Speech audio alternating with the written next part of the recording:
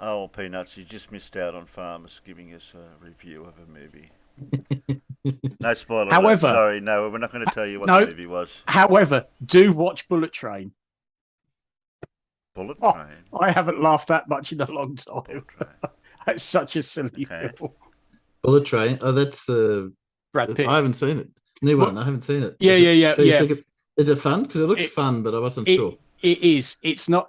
If the probably the closest I can compare it to is say maybe Guy Ritchie films. It's that sort of type of humor and sort of set piece fight scenes and violent over the top violence, and it's very tongue in cheek. It's not a film to take seriously, but there are some very very funny points in there. Yeah, it's worth watching.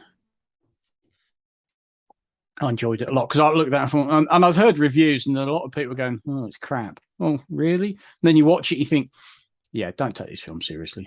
Hmm. Yeah, it depends what you're looking for. Yeah. If you think it's a serious spy film or whatever, it didn't look like it. It looked like it was a bit of Well, fun. isn't that It is a bit of fun.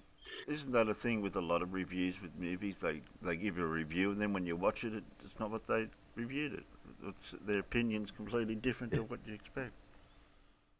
Yeah, Well, I think as a lot of film critics will review films because they've seen, they've gone to pre-shows and all the rest of it, so they've got to see them before the general public, and they tend to be a lot of these film critics are quite up themselves, and they'll slag films off, and then you go and watch it, and you think, did I Yeah. just watch the same film that he did? Yeah. particularly genre films, like where you're a fan of that particular genre, and obviously then those people aren't, so they don't get it. Yeah. Some films get, unfortunately, the critics do affect them. What was something I watched recently? Oh, you guys wouldn't have seen it. There's an Australian movie called Rams, which when you looked at all the trailers, you thought it was going to be a comedy because it has a few guys that occasionally do comedy and stuff in it, but it's not a comedy; it's a drama, and so you got a really poor score because people went into it thinking it was going to be funny, and it wasn't. Wasn't meant to be. Oh, yes, I saw something about that. That's on my list of films to get round to watching. It's got Sam Neill in it. Yeah.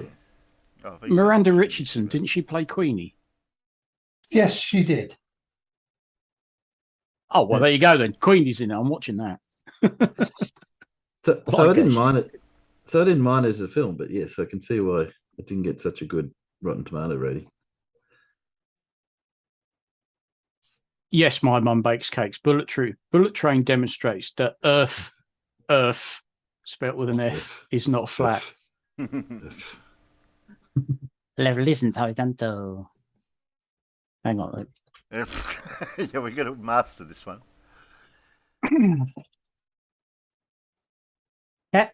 Level is horizontal. Yeah, there we go.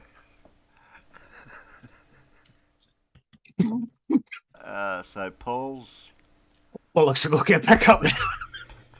Paul's person is SMO. I suppose you want a clue. Well, Would be good. Alan might know this person.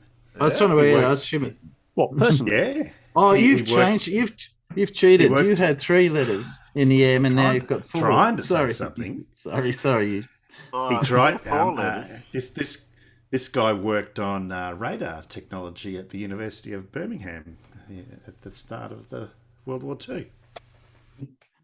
Sorry, Paul. I was trying to work out who it was beforehand by the letters, and you've changed from 3 to 4. Oh, that's sneaky. Oh, your thumbnail behind it is covering up a letter. No. When he first typed it in, it was S blank blank M blank blank hyphen O, and then 7 blanks. Okay, so Paul had made a typo. Oh, no, that's okay. Yeah. I only just noticed he changed it, and I've been trying to work out the other one. Go to your room, Paul. Yes, good Paul. He's a good Paul. It's fun. I can't. Don't make him go to your room. Today's scientist was an Aussie physicist who fired deuterons. Deuterons. Deuterons? That's what I said. at various targets to discover helium-3 and tritanium nuclei that had... Tritium. Who? Tritium. That's what I said. That No, had... you said tritanium. What the Oh, bloody hell's that? Yeah, tritium. Okay, sorry. Nuclei, is that right? Yes, That well had done. far more energy than the original particles, thus providing experimental evidence of nuclear fusion.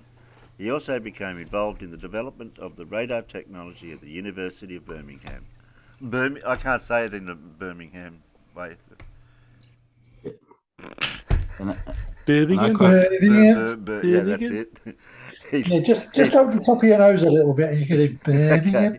He later worked on isotope separation for the development of the A bomb. Does that mean, Terry, that you got to work on your Brummie? Birmingham. Birmingham? Like you got a permanently blocked up nose? Birmingham. No, I can't do it.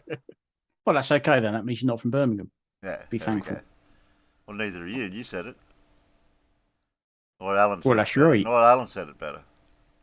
Well, you just sort of hold the top of your nose a bit, so your nose is just naturally blocked. Yep. Was there ever a bee bomb? Yeah, I mean, they've got an A bomb and an H bomb. What about I know all the there's fucking been ones an in F bomb. between? Yeah, there's lots of F bombs. Yeah.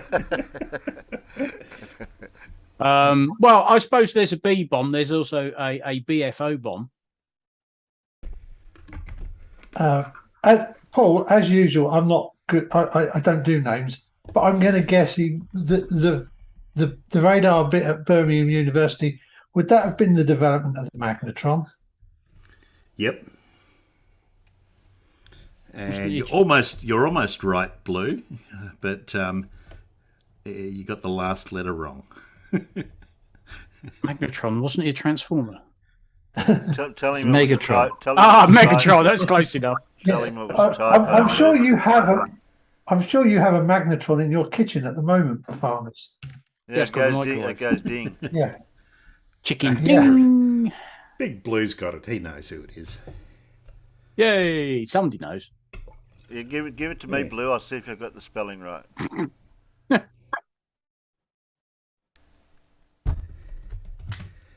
How do you know if he's been in your fridge? Because there's footprints in the butter, right? Yeah. Strange place to keep your butter.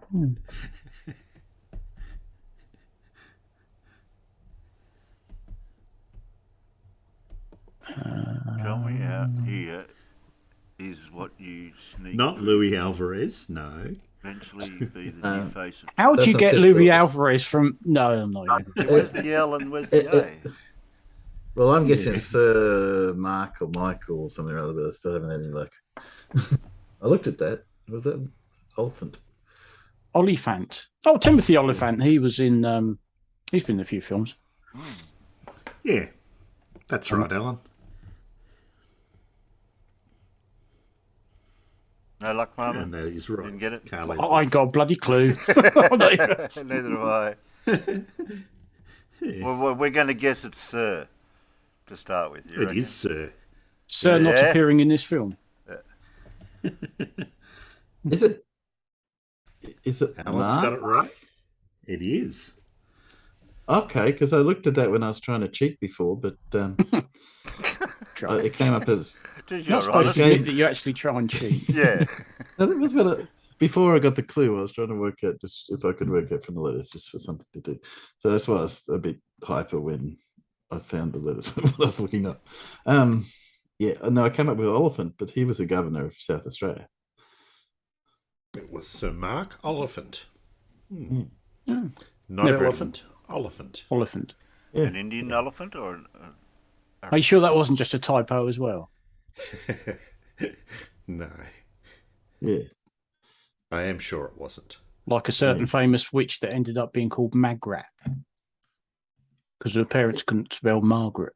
Margaret. Yeah. Okay. Dear. What are you doing there? Sir Marcus Lawrence Oh. Elwin, what? Elephant?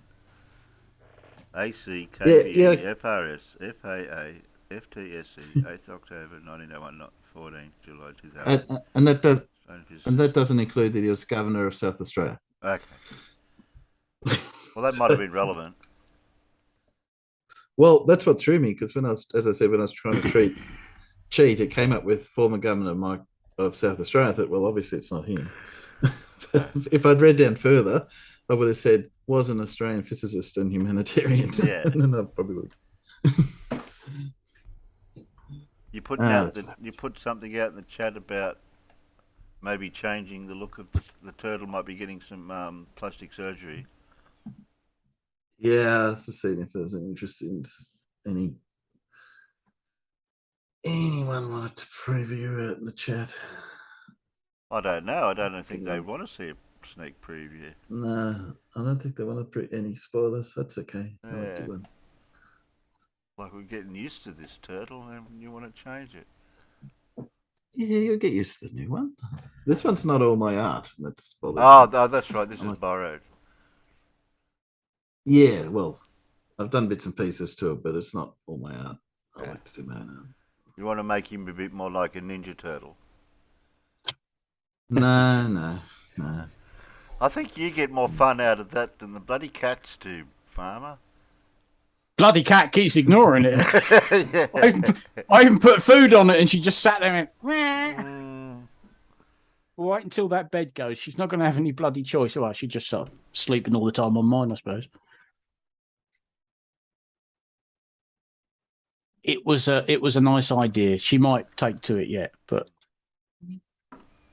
I don't think she's the cleverest cat in the world. Shh, might be listening.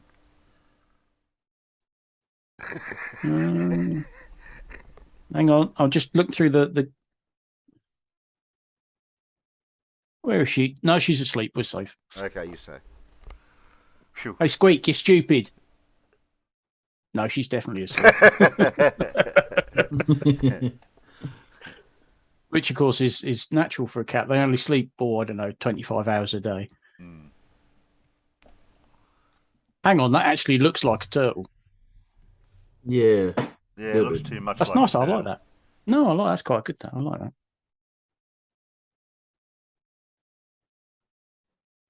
Yeah, once it comes together.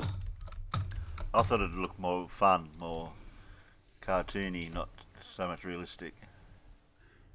A bit of it, less directly cartoony. It'll still be a bit cartoony, but not as much.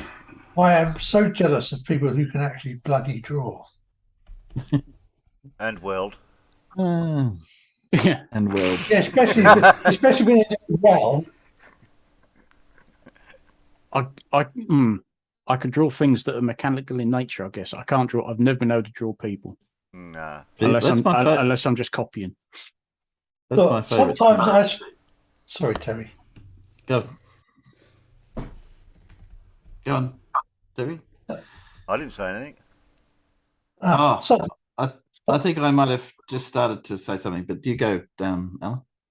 So sometimes I even struggle to draw a straight line using a ruler. Well, your ruler's not straight then.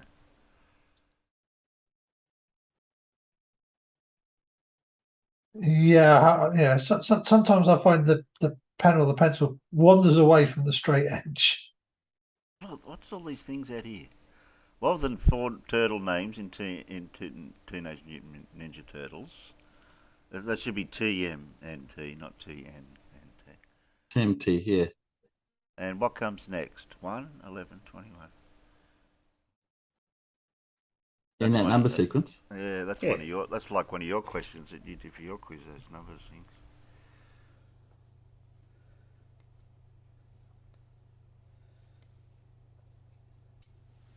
Is it a ruler or a rule? You're going to get technical, Carl, my mum's being technical. I don't use my ruler as a rule. No. Use a ruler for measuring stuff and a rule for drawing lines. There's one. There you go, Timbo. Well, what am I you looking at? Where am I looking? Yeah, where we looking? Internal chat. Internal chat. Sorry, let me have a look.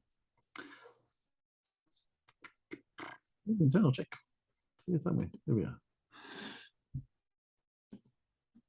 Oh, Were you God. really? You were Yeah. on McToon's. TT guy goes, hey, hey, that Timbo Turtle guy was on McToon. Yeah, I was for a little bit. Yeah. Oh, it's not my. Just waved Sorry, at I didn't myself. put up that. I didn't put it up. Give it to Paul. Alan. What? What are you doing? Alan sent me a chat. Send it to Paul. He put the To Paul. questions. What are you doing? Yeah, Paul put up the You're quiz. passing notes under the Oh, table Paul. like Sorry, I He gave don't know Timbo why, the but I answer. read that. I read the. it's like you're at school. You're passing the notes under the table to each other. Oops, hang on. Oops, take that off there. Getting confused there, Paul. Sorry. Hmm. No, you're not quite right, Alan. You're on the right track, but not quite right.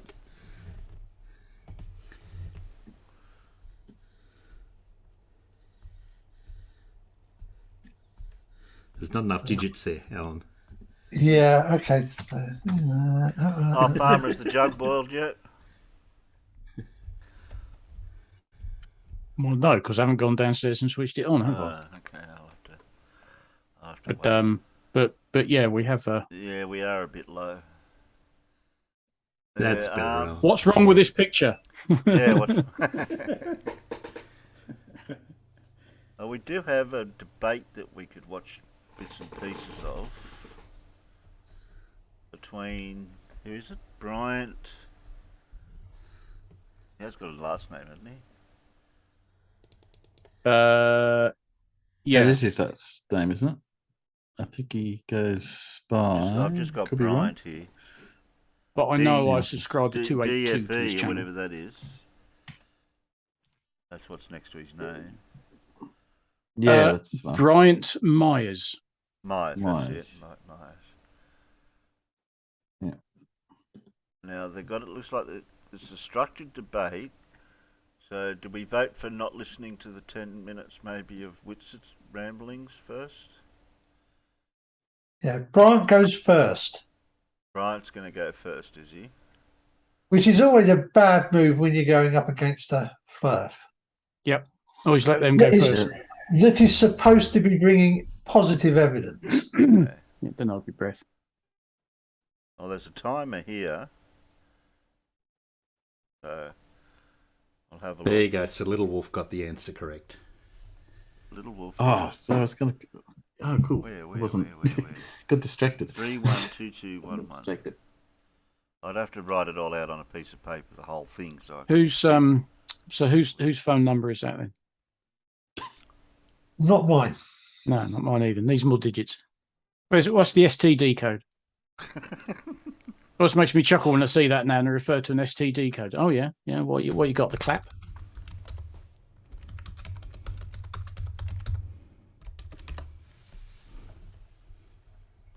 Yeah. 11 digits in the UK, isn't it?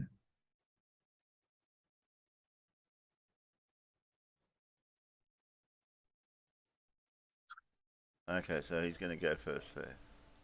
Yes, we can hear you, Witsit. That's the problem.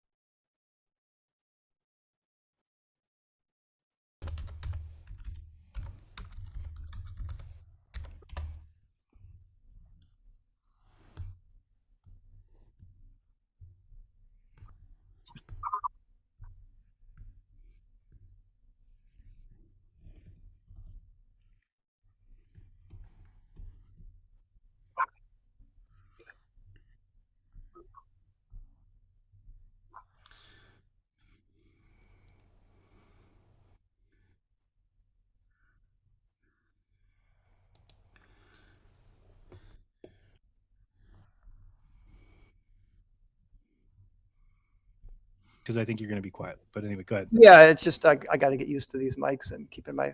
I like to just kind of go free for all. Lucky But it hadn't you started just yet. I tell had me it when we're going to muted out start, there. and Good. I got you a little higher on your mic, so you should be all right. okay. Ready to begin? Well, all right. Well, great. So we're going to Right, start yeah. with gravity. And I just wanted to begin with a quote by Albert Einstein. No one must think that Newton's great creation can be overthrown in any real sense of this theory of relativity or by any other theory.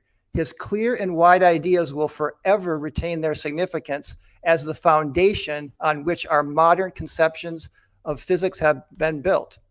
So that's Albert Einstein. And I just want to, before I get into my my presentation on some of the evidence that I have for gravity, I just kind of wanted to lay down University of Berkeley's kind of this idea of a scientific law, because it does seem there's a lot of confusion on what a law means in science.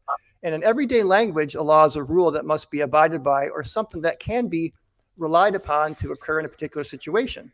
Now, scientific laws, on the other hand, are less rigid. They may have exceptions, and like other scientific knowledge, may be modified or rejected based on new evidence and perspectives. In science, the term law usually refers to a generalization about data and is a compact way of describing what we'd expect to happen in a particular situation. Okay, so Newton's universal law of gravity, let's just start here on Earth. Things like bridges, roof systems, stadiums, aircraft hangars, bridges, auditoriums, building structure, bike frames, ladders, scaffolding, pliers, scissors, automobile suspensions, just equipment, planes, trains, automobiles, just the structure of the world around us is based on Newton's laws of gravity and Newton's, 3 laws of motion. So I just wanted a little show and tell here. At Georgia Tech, I was electrical engineer, and I had to take these classes called statics and dynamics. And this book right here is 1,400 pages of just using basically Newton's laws, no electrostatics, pretty much just all Newton's laws of motion and Newton's laws of gravity. So the world around us is living testament that Newton's laws work. And this is what a scientific law is all about. It's about things that work. It's not about trying to explain why they work or necessarily the deeper meanings behind them. That's the job of a theory, and those also can be modified. So I had a little fun last night. One of the beautiful things that I like about Newton's laws is they're so simple. And again, you don't have to really follow along. It's actually not that hard to follow along. So, Newton's law of universal gravity is G m1 m2 over r squared. And here I have me and m. So that's the mass of the Earth and a small m, which you'll see in a minute why I'm doing it this way. And now we can rearrange this kind of in a clever way that F equals ma, as a lot of people know from school, right? We all heard that equation. So if you regroup the first equation up here, and you see that you get your little m out, the rest of it is a. Oh, I'm sorry, over here. So this basically, you can now then say, okay, that's the acceleration due to gravity. Just very simple. So this g here, this little g is our well-known 9.8 meters per second squared. And to complete this whole process, all we need to know is big G and the mass of the Earth. And this is where the Cavendish experiment comes in, and Cavendish-like experiments. And it's just kind of worth noting down here that the acceleration is also, you can say it as F over m. So if you have a small mass, that's going to have a small force acted on by the Earth, and it's going to accelerate the same as a big force with a big mass, because the acceleration due to gravity, or the force, is more on a bigger object or a more massive object, but the inertia is also more by the same exact amount. This is why all things fall at 9.8 meters per second squared. So it's really cool.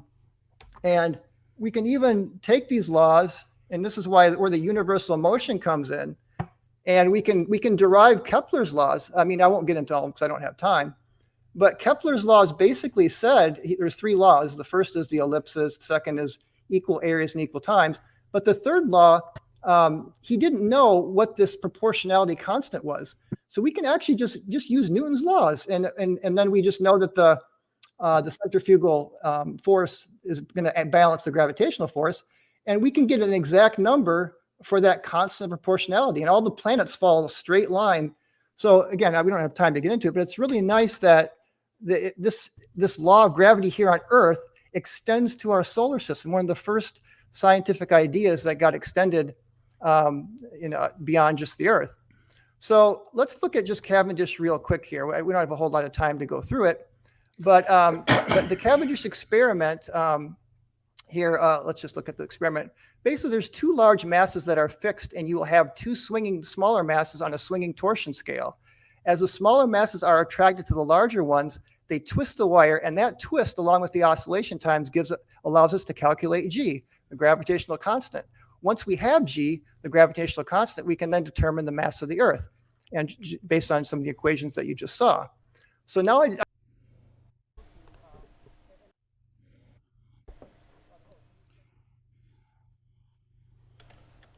Cavendish, thanks, Blue.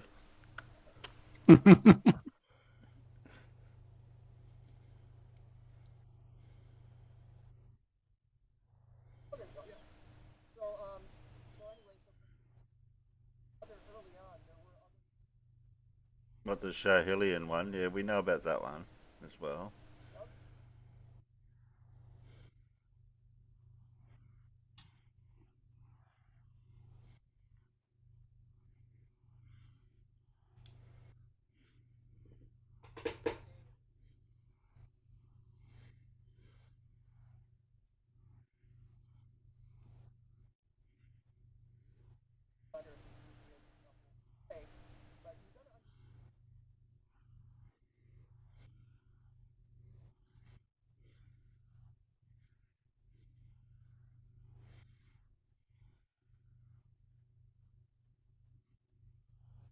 Yeah, we can do all this checklist with even Blue's experiment, can't we? Tick all the boxes. Yep.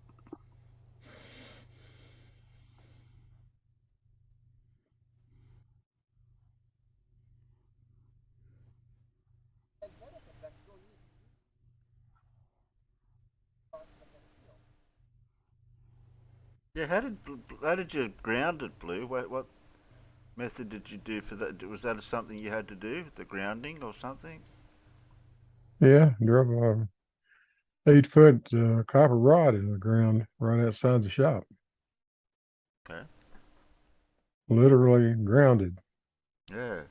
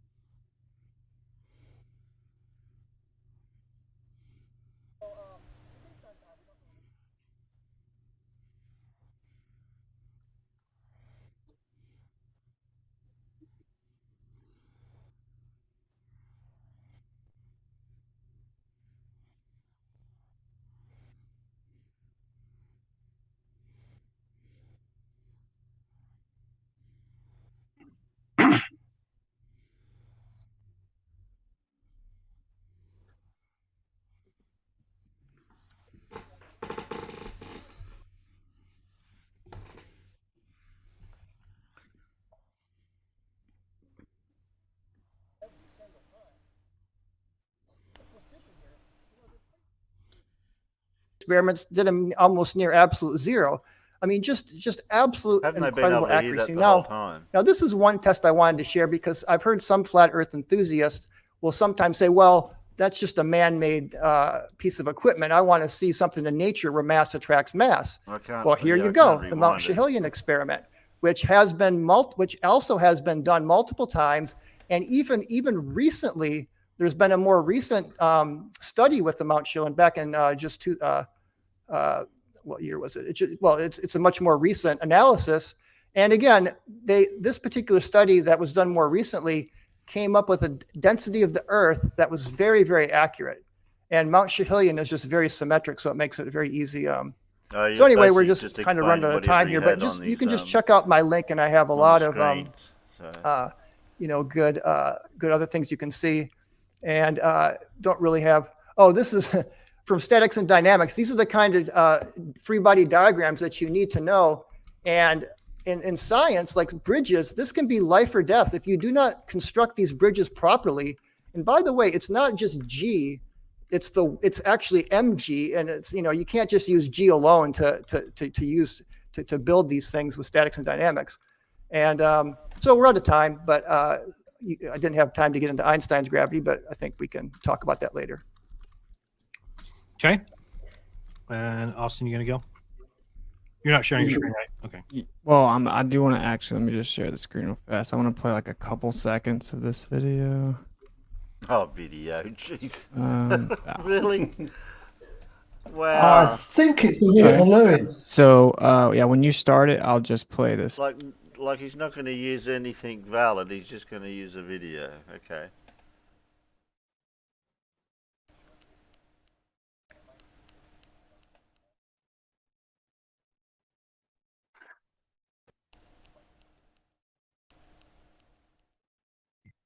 Oh, this guy.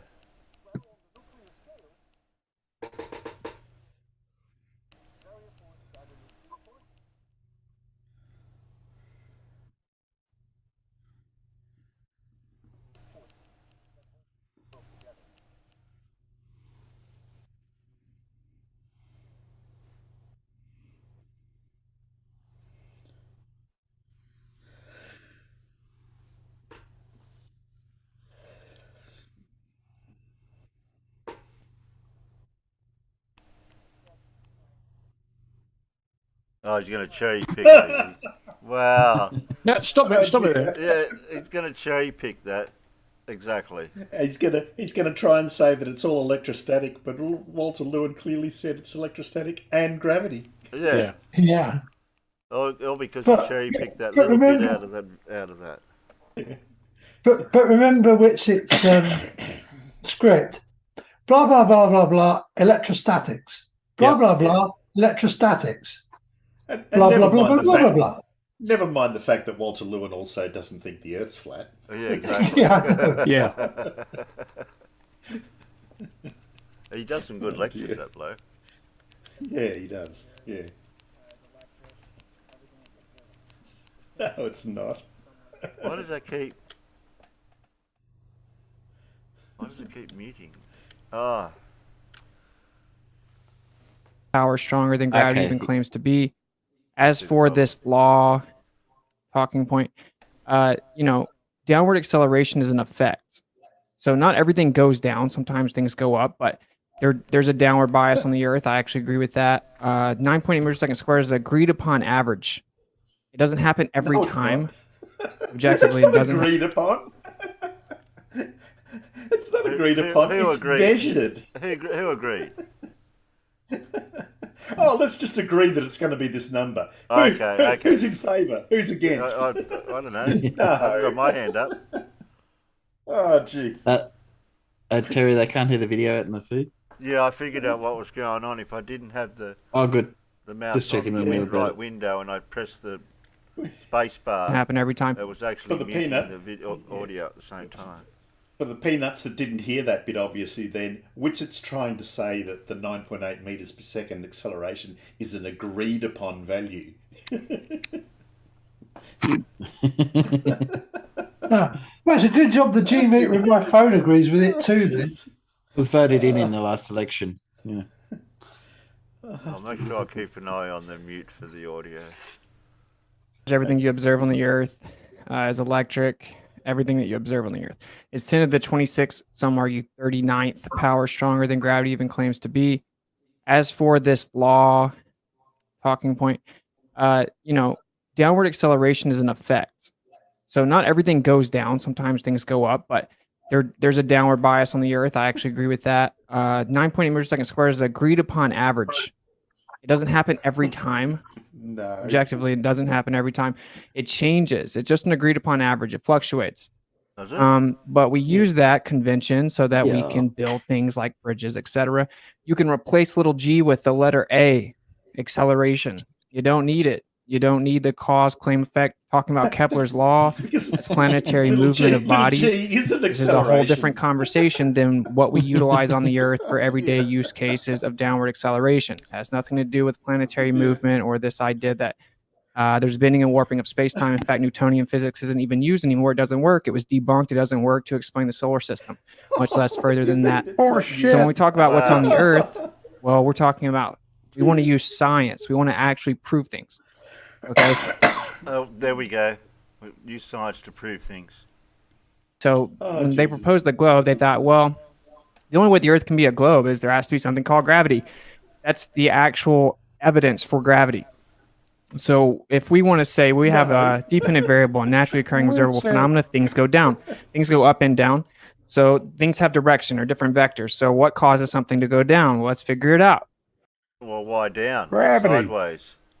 Gravity. Yeah. You fucking idiot. Gravity. You ever hear of Yeah. fucking gravity? Gravity. Gravity. Yeah, insert gravity meme in here now. Yeah. If I had that, I'd play it. Everything that goes down or up, everything that exists in the world is electrostatic. So all No, it's molecular and not. intermolecular attractive forces are electrostatic in nature. So anything going up or down is Nah. electrostatic. So let's manipulate the variable of No, it's electro. not. Gee, everything that's a metal or it's a magnet. What about- There's a word for not di. In It would inert be all or sticky, it would be all sticky with dielectric? everything. If Yeah. it was all electrostatic that made things go up and down, then differently charged objects would fall at different rates, but they Yeah. don't. And Yeah, different or you could directions, make and things- directions, And and some would different fall directions down. too, wouldn't they? You'd have to strap yourself You in mean- every time a thunderstorm went over, because that massively changes the electric field in the Earth. but planes would be easy. You just have them go by changing their static. Make things fly. Oh my god. electrostatics and see if it can actually affect the direction something goes. It does objectively. Things go up and down relative to the electrostatics. The Objectively. electrostatic field, you have electrostatic induction that goes to the object, and that relationship will cause things to go up and or down. We have all kinds Yeah. of things that happen Why in up, nature why that show down? us this. In fact, bumblebees actually levitate over flowers, and seeing as they accumulate positive charge, which is actually no Wow. such thing as positive and negative charge, you have What? Yes, he did. Mumble. What? They don't Bumble, levitate bumble. over flowers. They actually flap their wings and fly. Do their wings stop? That'd be an easy test. They're attracted to the Crazy. flower from the electrostatic.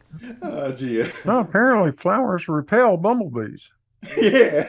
according to what he just said. Oh my god. charge and That's as discharge. dumb It's a as you can convention. get. There's nothing negative in nature, but that's a different conversation.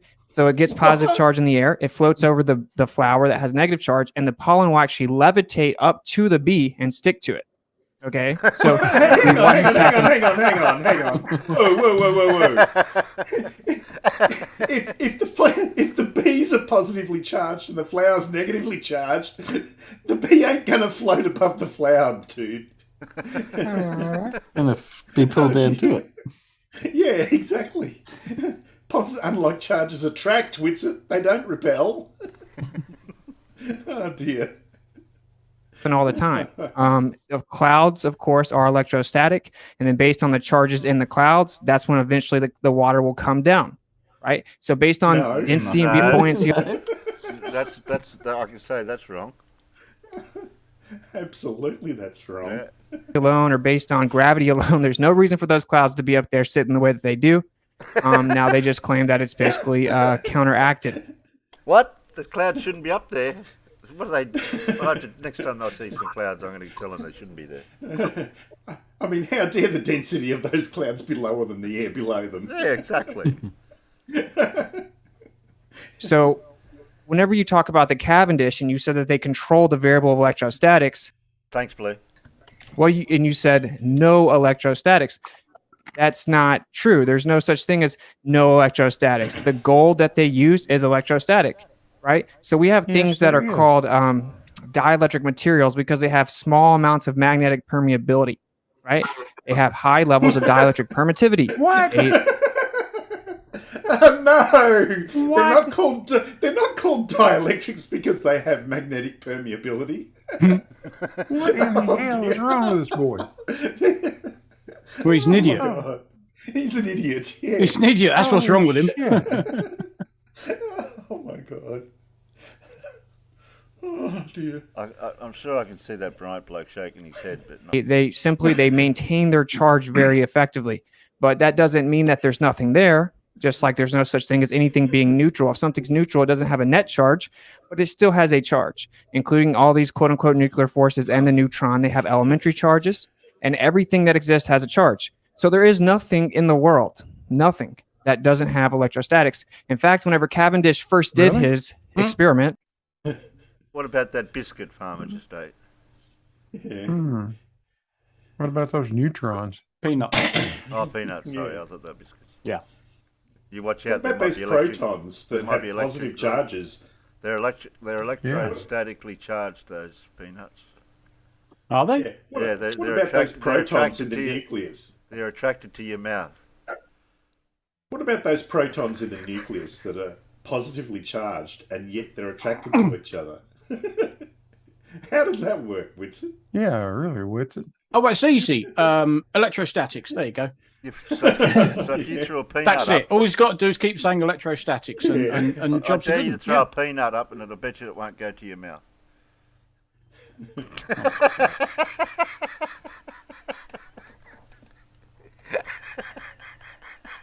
Right, it didn't. Oh yeah, we proved it. Oh, dear. He didn't even account for electrostatics. I know people personally that have done it, and they know that electrostatics will indeed make the balls move around.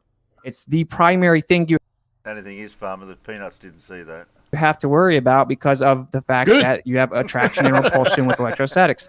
You can never eliminate it. So then, well, what are we observing? You said that it's always the same. It's not always the same. It varies. It's such a small change, though, that you get a decent little window and you can say, oh, look, it's pretty accurate. It's never exactly accurate. And then whenever it's not, people just assume it's user error because even the slightest bit of... Can I just say something that...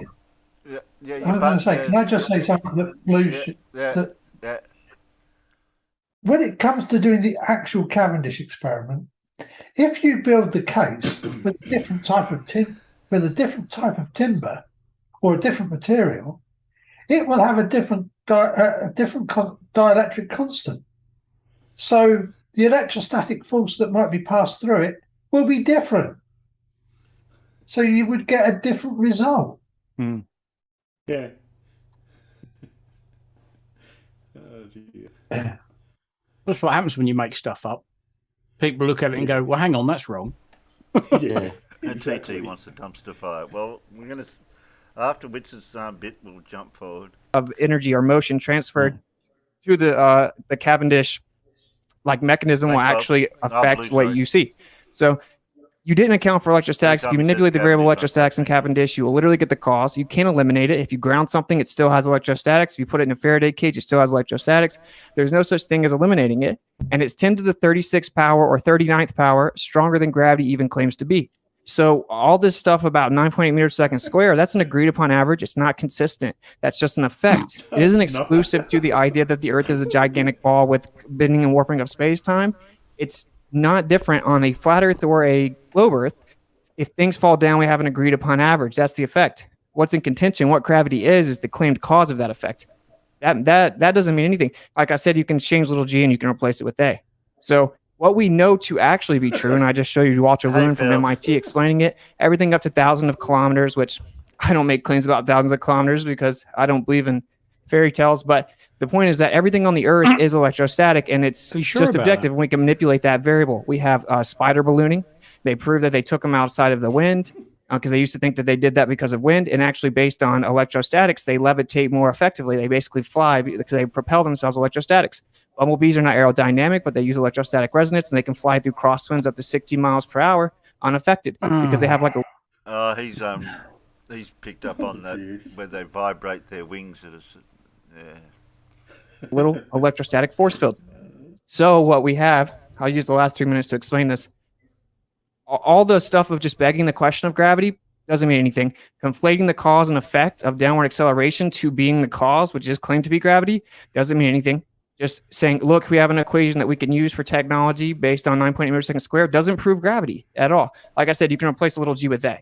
So what we actually see is that we have atmospheric electricity on the Earth. So we have an increase, equipotential increase. It goes up 100 volts per meter. Okay. So there's positive charge, potential charge increasing up from the surface, 100 volts per meter. Now, the only way that that can be replicated or accomplished in any way, in any actual demonstration in the world, is you have to have two Gaussian surfaces. You have to have a surface above and a surface below to get that equipotential increase. It's the only way. There's no other way that can be demonstrated.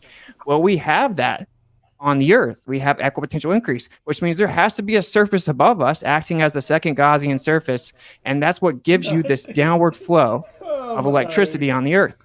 So that's what gives you the downward bias. So when something around a single object, you idiot. fluctuates You between don't have 9. to have two surfaces. You only have to have one surface to have an electric field around it.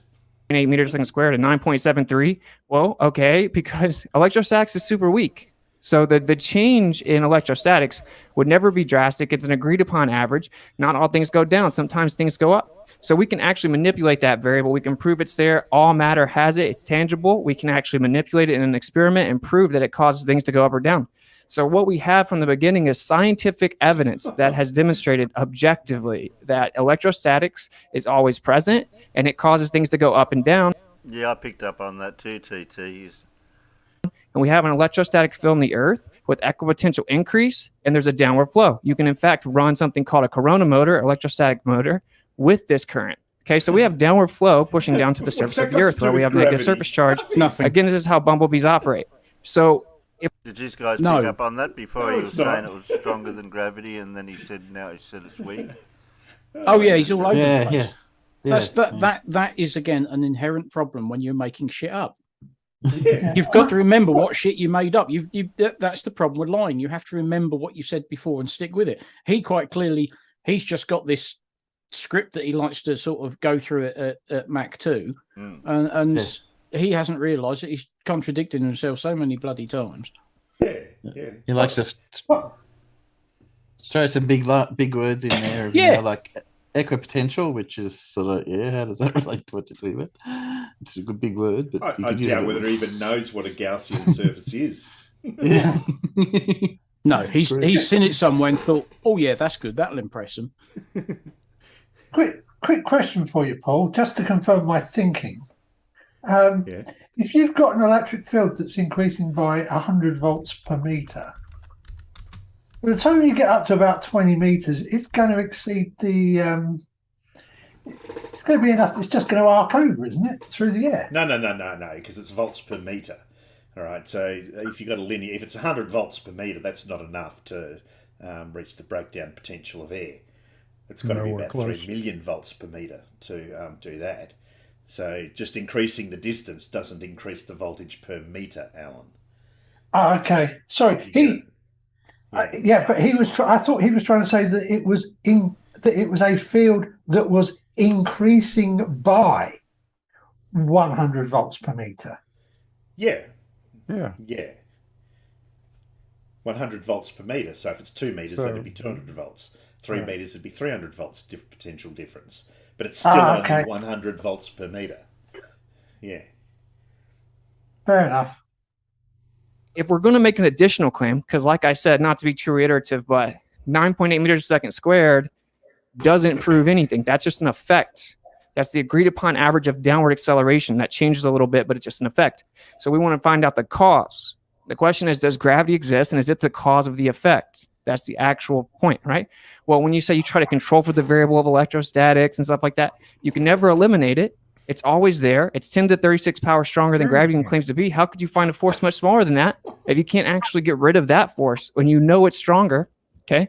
And we can scientifically prove it. We cannot scientifically prove the bending and warping of space-time. No one's ever manipulated space-time. They just manipulate mass, reify it, beg the question, assume that it's true. So one of them is scientifically valid and can be proven. And then one of them just has to be true if the Earth is a ball and has never been proven. Dear. So in summary, like I said, people often conflate big G and little g. They just invoke 9.8 meters second squared, you're saying that it doing. proves gravity, but it does not. And Newtonian physics is not what the globe Earth model uses anymore because it doesn't work.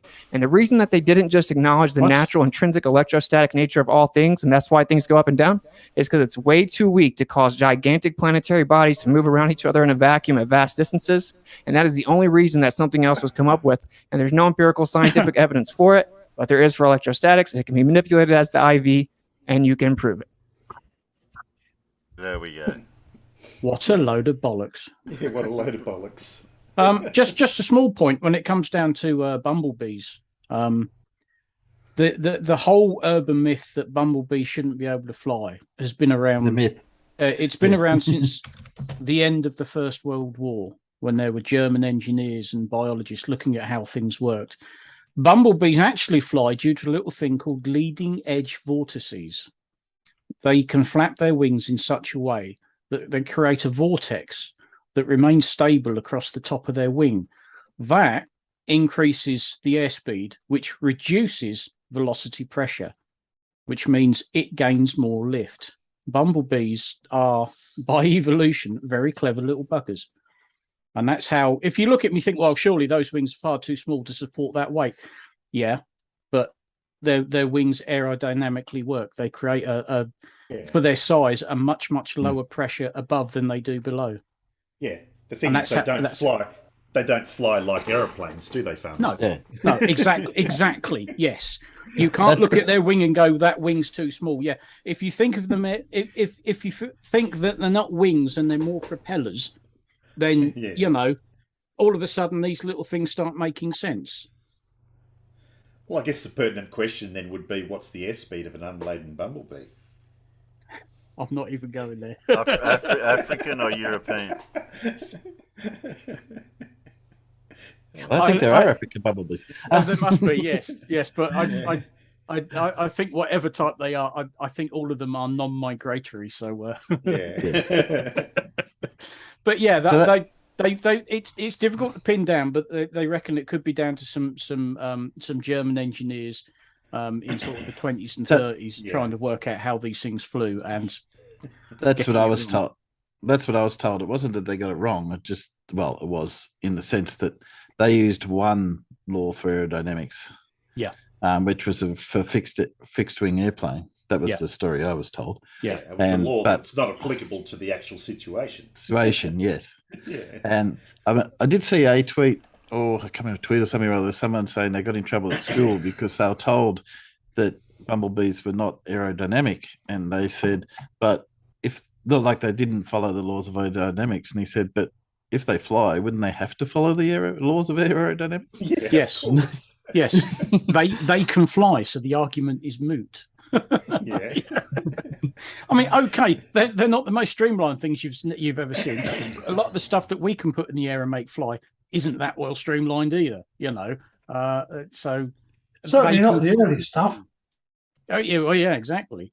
But of course, we do have the advantage now is that we can, using high-speed cameras, we can film bees flying, and they filmed bees flying through smoke. So, you know, you film it at high speed, you play it back, and you can see these vortices being created over the tops of their wings. And they go, oh, that's how they're flying. There you go. Clever little sods. Yeah. But of course, according to Whitsitt, that's all nonsense, and they levitate, and they can levitate the pollen up to their legs, using He keeps on mentioning electrostatics. He keeps on mentioning scientifically proven. I mean, those words just don't go together. Yeah. If you've scientifically proven it, then you've just been practicing pseudoscience, Whitsitt. Yeah. Truth nerd. Well, a Hoover vacuum uses electricity, so Whitsitt must be right. Well, by his logic, yes. Oh dear. No, I don't know if they do it back and forward. They do. Or not. I didn't watch any of this, so I'm not sure. I think you're kind of about where it happens. You reckon about there? Because that's only got about 20 minutes or so. 20 minutes. Yeah, just pick a spot and go for it, Terry. Yeah. And better to where there was basically no fringe when you get to the really accurate studies. So you can actually show that there's no fringe shift when you do the Michelson-Morley very carefully. You just said basically no and then none. Which one is it? Well, it's such a small amount. I mean, you understand that experiments always have experimental error, and we're talking many decimal places on some of the best experiments. The early Michelson-Morley was, it wasn't as accurate. It just got better and better and better as the studies went on with time. The Air Force did it in '87 and got a phase shift. Well, just because the Air Force did it, there's peer-reviewed studies that show otherwise. From when? Well, again, I got them right here. We can pull some of them. I've already looked at them. They all show a phase shift. How much though? It doesn't matter. The size of that phase shift varies. Yeah. I mean, it's the size of the phase shift that matters, Whitson. It's not just the fact that you get a phase shift. It's how big is that phase shift, right? Yeah, when the size of the phase shift explains exactly the square root of fuck all, it's not helping you. I mean, I think I've already mentioned this before. In the original Michelson-Morley experiment, they got a drift of about 8 kilometres per second, right?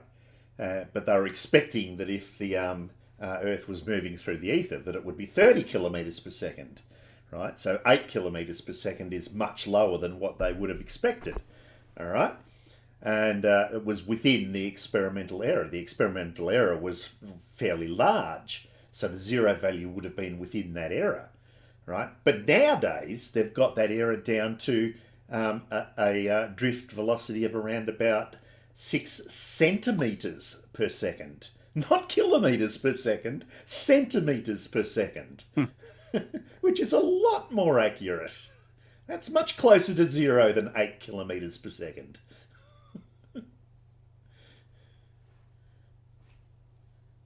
It does matter because if you say 0.0, it can't be just absolute. You're looking for absolutely zero in an experiment. That's what you're claiming is happening.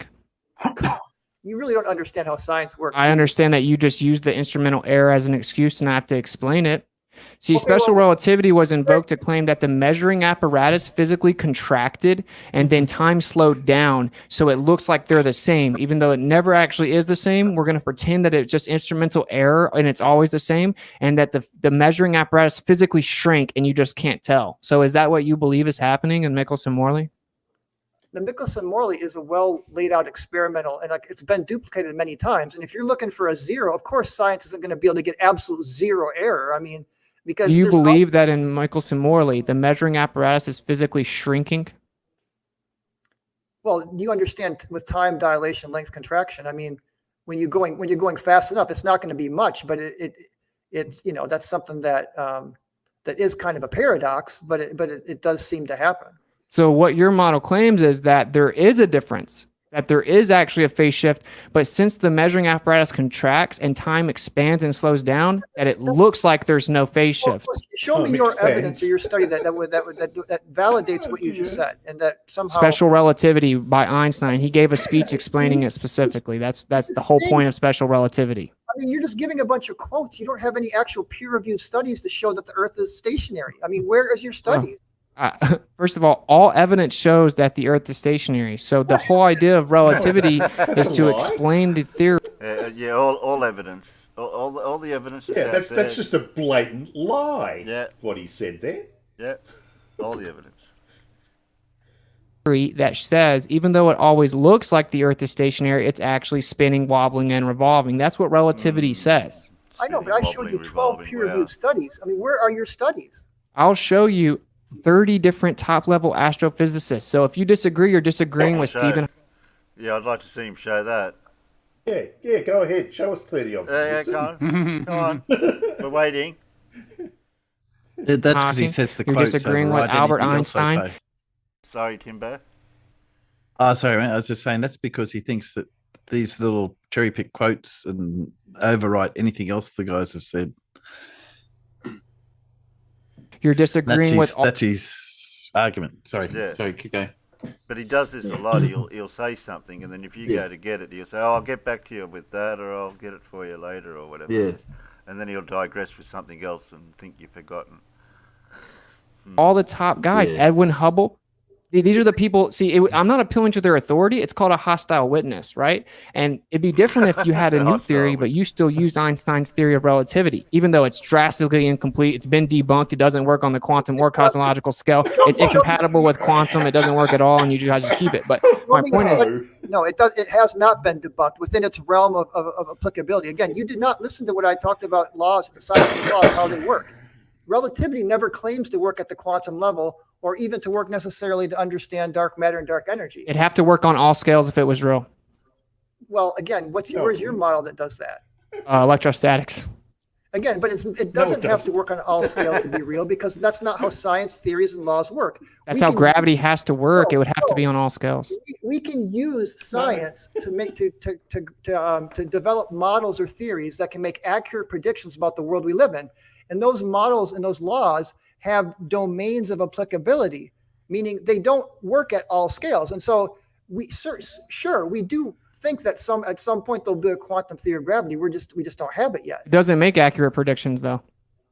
Are you kidding me? General No. relativity makes incredibly accurate predictions. It's off by 95% in the universe. What are you talking about? Okay, let's talk about that, 'cause you really like to bring up. It only acknowledges 5% of the universe. The dark matter and dark. Do you understand how dark matter works around? I understand in 33 discovered that the galaxies only had 3% of the mass, and then it was ignored for decades, and now it's called dark matter. The idea, dark matter is the idea. You asked me how it works. I'm going to tell you how it works. It's the idea that it doesn't interact with the electromagnetic spectrum, and it's assumed to be material, but it's undefined. We don't know. It's a mathematical discrepancy with what relativity predicts. Okay, show me a study with your that really encapsulates what you think dark matter is. I'd like to see that. No study. one knows what dark matter is. You're just saying words. Well, again, yes, I agree, but we can use dark matter in mathematical models to create using the background radiation. They can simulate that with dark matter, actually putting it into relativity. They can make very accurate models of how galaxies form, et cetera. They got supercomputers to do a lot of studies like that. Everyone knows that relativity made a prediction of the universe, and it was off. And so if relativity is correct, there has to be something called dark matter, or relativity is wrong. That's all there is to it. Okay. Do you know what the average density of the universe is, roughly? I don't make pseudoscientific fairy tale claims. Well, no, it's measurable. It's like 10 to the minus 9. Wow. What have you been doing for the last God knows how long? Yeah, exactly. That's all he does. Or kilograms per meter squared. It's very, very sparse. The point I'm trying to make is, Gee, somebody could get a lot of sound bites out of this from Whitsett. Yeah. dark matter and dark energy are working on cosmic scales within the very fine, like for rotational, like the rotation of galaxies, right? The dark matter is probably like they think is in the halo areas of the galaxies, but it's spread out very, very thin. So if you apply dark matter to our solar system, let's say, for example, like the Pioneer, that's traveled billions of miles, they did a calculation of that if you incorporated dark matter, it would only deflect that by 1.5 meters. So This is just all theoretical reification fallacies. Again, there's all kinds of really good peer-reviewed papers on dark matter. And No one peer-reviewed dark matter. No one knows what it is. It's not even defined yet. okay, I'll send you a whole bunch of papers on it. Okay.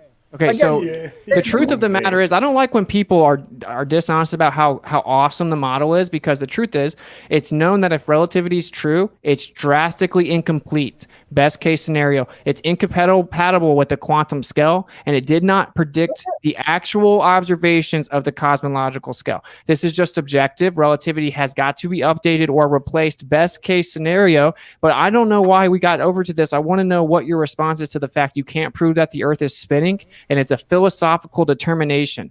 Well, I gave you a bunch of studies. Where are your studies that it's stationary? All evidence ever. I just explained it. I just explained that if the sky... No. Did he explain it, did he? He didn't explain any, and he didn't provide any evidence either. No. Yeah, what's your best evidence, Whitsett? was moving, Einstein himself said that you would get the same effects. You're cherry picking quotes. That's not studies. That's not research. You know what cherry picking a quote is? If I take it and then I say it says something that if read in context, it says the opposite of what I'm saying. That's not what happened here. This is objectively. But you're looking specifically for quotes by these people that support your model. I'm representing the accuracy. I'm actually accurately representing your model because you're misrepresenting it. That's what I'm doing. Again, where is your evidence? I want to see some. You don't have an equation. You don't have a model. You can't make any predictions. I mean, our model can build the world around us. Let's do. You want to do like 2 minutes each to finish, and then we'll take the chat, because if you got to leave at 8, we're up against. You can go first. Brian, my one question though, I just have a question. Are we not then allowed to look at Einstein and those guys since they have a different model than us? We cannot read their books or anything. Of course, you can read their books, but we can't bring them up. We can't. But they've got such a body of research that you can find quotes where they might say the opposite thing in another context somewhere else. I mean, so if you're just looking for quotes to support your model, that's just confirmation bias. You're just sort of looking for things that support what you want to see. Yeah. Yep. That's what that's called, Brian. Okay. Well, whatever it's called. I mean, I'm just saying that you're looking specifically for support for your model, but quotes are not studies. Quotes don't prove anything. You can prove that you get a translation of motion. If there's motion outside of a stationary system, it'll translate the motion to the interior of the system, and then you'd have centrifugal effects. You can prove it. Okay, but again, you said a massive shell rotating. So where's this massive shell that's rotating? There seems to be a gigantic sky. Stuff in the sky moves around the Earth. So that's what we observe. Well, what is that then? Is it sky ice? I mean, what is it made of? That's a good question. You want to do your 2-minute closing? Yeah, let's do 2 minutes. You got 2 minutes whenever you're ready. Okay. You want your screen up or no? No. We'll just talk. So again, I just want to thank everyone for coming. I mean, it gets heated, I know, but it's still, I enjoy hanging out and talking about these topics. And I feel that with gravity and rotation, I presented actual peer-reviewed evidence that's very solid, that proves that the Earth is that gravity, again, within the scientific framework of a scientific law, the universal law of gravity is absolutely valid within its parameters. And again, it knows its limitations. It knows where it can and cannot work. Same thing with relativity. I mean, they work within their parameters. They're not meant to work at the quantum level or at some other scales. So again, the world around us is evidence that gravity absolutely, or Newton's laws and Newton's law of universal gravity absolutely still is valid, and it still works at slow speeds and low gravity, because relative to the universe, the Earth is in a very high gravitational field. I mean, it does exist here, but it's nothing like a black hole. And I did want to, can I share my screen? There is just one thing I wanted to share on that really drives this point home with Newton. Well, I didn't get to it in my presentation. Oh, hold on. Oh, here it is. So this right here, this is kind of just, and it's okay that you don't follow along here. All I want to show here is that from general relativity, you can actually recover the potential formulation of Newton's laws. And that what relativity does is just adds a correction factor to it. Even E equals mc squared does that. That's just a first order approximation in the Taylor series. So the point here is that when you do like the perihelion to Mercury, you have to take into account this correction factor. But Newton's law of gravity was not proven wrong by Einstein. In fact, it's right there within relativity. It's just when space is very flat and the speeds are slow. So again, it's been fun, and we will do it again sometime. Cool. You just go ahead and start, I guess. I don't think we got a ton of questions. I think we'll be fine. Yeah. I'll just wrap it up super Bob, fast. write me on Skype how I'm supposed to find them, though. I can't find them. So basically what we covered was that, we have scientific empirical evidence that can be verified for electrostatics. We have equipotential increase. This was never addressed, but you can't have equipotential increase of electricity like we do on the Earth unless you have two Gaussian surfaces, which means there has to be a surface above us. That's the only way that you can have it. There's a downward flow of electricity, electric downward pressure on the Earth. It's 10 to the 36 power stronger than gravity even claims to be. Little g is downward acceleration. That's for everyone. So in fact, the only thing that can be verified and proven and manipulated with science is electrostatics. And again, it's significantly stronger than gravity claims to be. They just have to claim it's something else because electrostatics wouldn't make the Earth a magic spinning ball with water spinning around it in a vacuum, spinning around other planets. And when it comes to the spin of the Earth thing, I really want this to be really for the audience to really soak this in. You were duped into thinking that the Earth is a tiny speck of dust, but it's this gigantic ball with water spinning around it. The grand scheme, it's nothing and blah, blah, blah. When you actually go and research it, okay? All this stuff they claim as evidence that the Earth is spinning, it just begs the question and reifies the conceptual model over and over and over. where you look at the gyroscope, and actually when you look into it, it shows that, well, actually the Earth is stationary, the sky moves around it. They say, oh, it's showing that the Earth moves. Then the mechanical gyro doesn't pick the Earth spinning. They just ignore it or bold-faced, like, misrepresent it and say that it does. And the truth is that all these things, even the pendulum, which is inconsistent, all this stuff is explained with the sky moving around the Earth. We live in a geocentric system. It's a stationary topographical plane. The sky moves around us. There seems to be a vortex of an energetic background where everything moves together. It's this giant, beautiful, intricate cycle as if it was crafted like a clock. It does have a special and unique position. And a lot of these atheistic, quote unquote, scientists that are propped up at the top, they don't like the idea that maybe the Earth was created. And so they've clung on to the Copernican principle, the idea that the Earth cannot occupy a special or unique position. And so don't let other people make your own philosophical decisions for you while simultaneously lying and brainwashing you, claiming that it's science, because it is not. Okay. Hey, Paul. Yep. Hey, Paul. I thought it went well. Thank you, guys. Hopefully everybody enjoyed it. He claims we can maybe do it again. Bob's going to give me a link. Sorry. I've got to pause the video. Yeah, yep. So it went. Yeah. So he claims two fields, above and below. So what would happen if that was a dome and came to a point on the edge of the one field and the other? Wouldn't that mean that you'd have differential all the way around? He's just blatantly wrong about that. You don't need two Gaussian surfaces. You only need one surface to have a charge on that surface to produce an electric field around it. You do not need two surfaces. So it's wrong anyway. He's completely blatantly wrong about that. And he is about everything else as well. Another mic check. Is Mike here? Is he here? No, I haven't heard Mike. Mike's here. Mike's not here. From Mike? No. No. Okay, that's all right. Then Mike's here. Then that's all right. His check's in the mail. Okay. It's cheap then. You have to go into your back room, Austin, to pull the super chats. We can't get in back there. We're not managers. My back room. What do you mean? Go. My YouTube studio, and then go monetization. Yeah, you may just read them off. Yeah. Okay, gotcha. All right, there's not that many. All right, Ron, I think most of them are for you, but there's not that many. Okay, so we have Brian. We have a life-altering revelation. That was in the pre-chat. He said, "Do you have to have rotation to have gravity?" Rotation to have gravity? No, I mean gravity. Yeah, gravity is not rotation. Gravity is mass attracting mass. But when you have orbits, you have to factor in the centrifugal. It's like a balance. Right? Any of the balls in the cavity experiment rotating? Force. No. So when you write your potential equation for gravity, or for the potential of the motion of the orbit, you've got to incorporate both gravity and the rotational centrifugal force. But it's not gravity itself. Gravity is just always towards the center of mass. I mean, pulling in. So. All right, that was Shiloh Carpenter, Plain Truth. All right, we're not gonna. He said, tell him, no over talking is rude or whatever. Okay, here's a question from Gender Neutral. Says, can Bryant explain the pockets of gravity on the ISS YouTube video?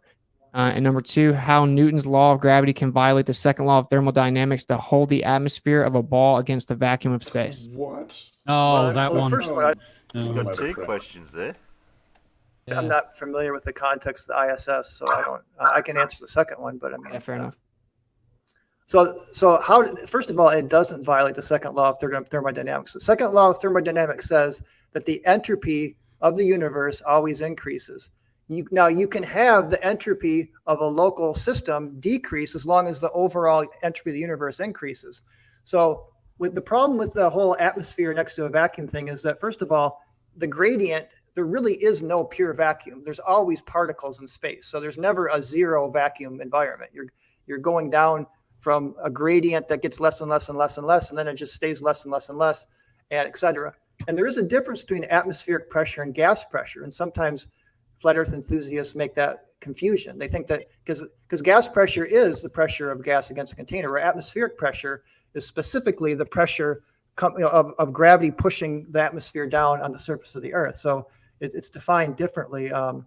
And I know you guys always bring that topic up, but it's very well explainable by gravity. In fact, the gradient is so specific that meteorologists and certain people that are into, weather science know they don't even need to know what the altitude is. If they know what the pressure is at a certain altitude, they almost automatically know what the altitude is, because it's very, very precise gradient. And you only get a very precise gradient like that when you have a downward acting force. So the force itself, Anyway, there's an electric gradient. We can move on. So Jorn Electric gradient. Sorry. He said snipers don't factor in Coriolis. If they did, then pilots would have to do the same, but they do not. Yes, Using they do. snipers but ignoring pilots is typical obfuscation. No, actually, the snipers in the sniper books, it does clearly say that in a lot of situations, the Coriolis doesn't need to be accounted for, because there's a lot of things that are more like wind and certain other factors are a lot more powerful. So a lot of snipers that maybe don't change like latitude, that are shooting from one latitude roughly, they probably would never have to encounter Coriolis, because they're even like you're saying with the bullet. I mean, all of that. There's many factors that a sniper will factor in, and yes, Coriolis is one of the last factors because it's so subtle. He's asking about why planes don't. Well, he's asking you. But again, in the planes, I mean, again, planes there is a correction in planes for Coriolis. And in fact, the amount of fuel and energy, it's just a small correction. So again, this is information that's very accessible online. You can see absolutely that planes correct for Coriolis going, yes, they do. All right, man. All right. And if it doesn't have to be the pilot necessarily. I'm not a pilot. I've just seen the information. So it can be automatically like built. Planes these days have a lot of things automatically factored in, right? So then if a pilot then went off of autopilot and went manually, they would have to know to do that. Well, again, they don't account for course. Well, they're following a bearing though. They're following a course. So again, 0.15 degree. I mean, it's a 0.15 degrees is such a tiny thing. So if they're just following their bearing, I mean, that's not much of an angle. 3,000 kilometers over a 5-hour flight. Show me the numbers. I've got the actual numbers. I'll send you the numbers. I have the actual numbers. Yeah. So we can move on though. Nominal says thanks for the debate. Then he said the invisible matter we cannot detect is called dark matter. A quote from NASA. The invisible matter we cannot detect is called dark matter. That's from NASA. So they can't detect it. What's the question? I mean, big bad. He's saying that you said they could detect it, but they can't detect it according to NASA. We see the effects of it. We know that the rotation rates are going, at a rate that that the baryonic matter can't account for. Okay. So again, it's yes. Do you guys have everything figured out? You don't even know if the sun's inside or outside the dome. I mean, I've had people say it's outside. Some people say it's inside. Where is it? So to be critical of these very accurate theories that we have, and yet you guys don't even know how far up your sun is or where it is or what's going on outside the dome or outside the wall. I mean, it's not an accurate theory. You don't know what 95% of it is. So well, you guys don't even know where you are in the whole. I mean, where is the flat Earth in this void? I mean, what void?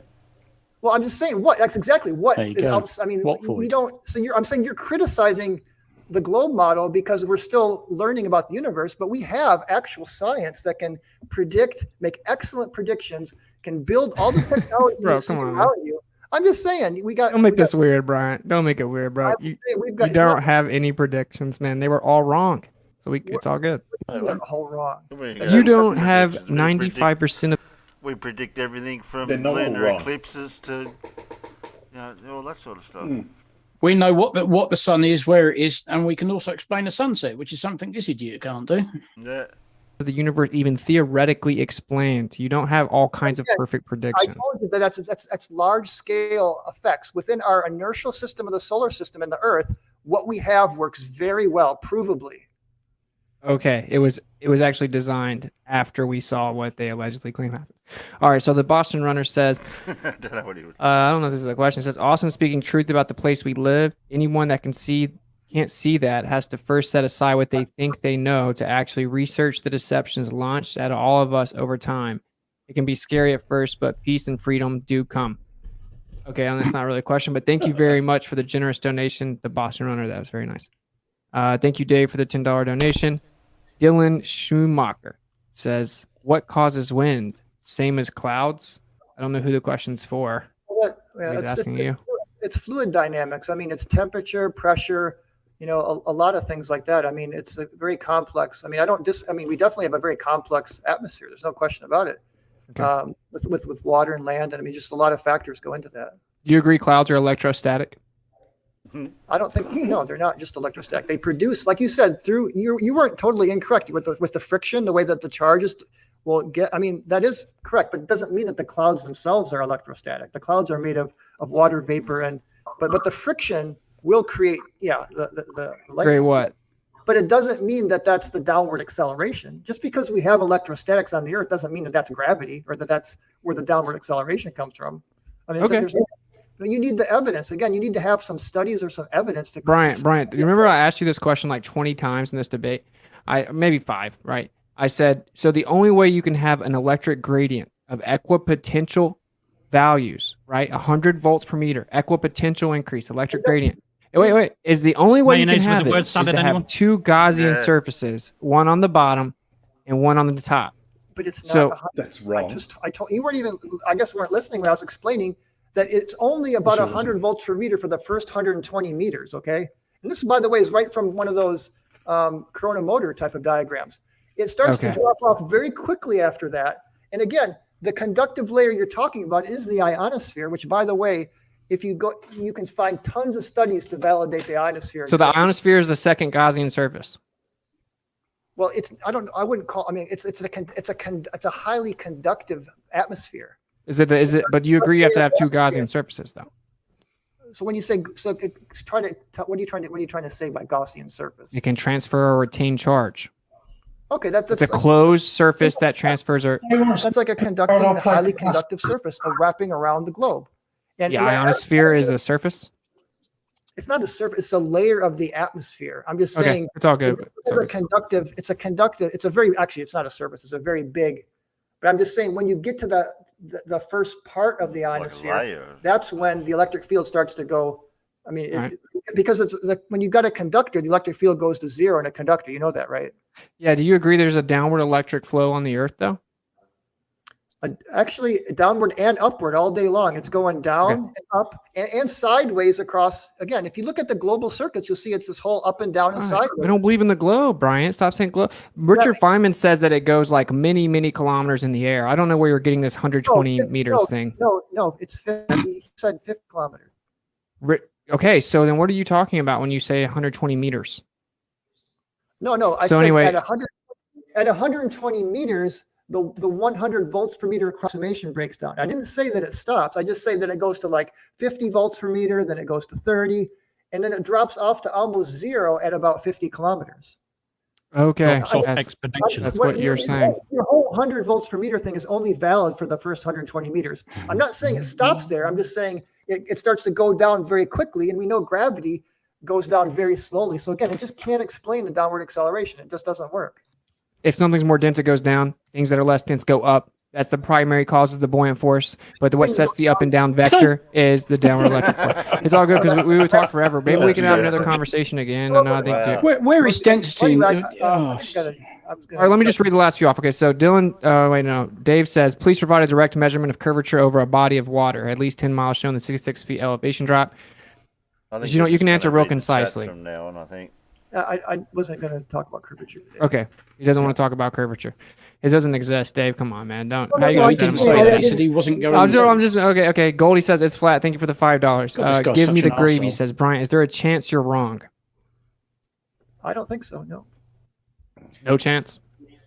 You think that bars people from the Earth is flat? I mean, I don't know. I'm not wrong. I mean, it's definitely not flat. I just have too much evidence. I can't. I mean. So there's no chance. There's no chance. I mean, based on what I know, there's no chance. No, it just can't. Well, you can never learn anything new if you think you already know it. No one goes looking for something they think they already know, right? Didn't say that. All right. That's right. But the Boston Runner says that things in the sky are spiritual in nature, not rocks and gas we can go visit. Do you not realize that the CGI images of planets in space are not real at all? And these are the idiots that follow Whitsitt and think it makes sense. I think we'll leave it there. I was going to say, isn't this where we're going to get the? Sorry, Terry. I think we were just about to get the classic that you can't use a telescope because it's analog, whereas things look different when it's digital.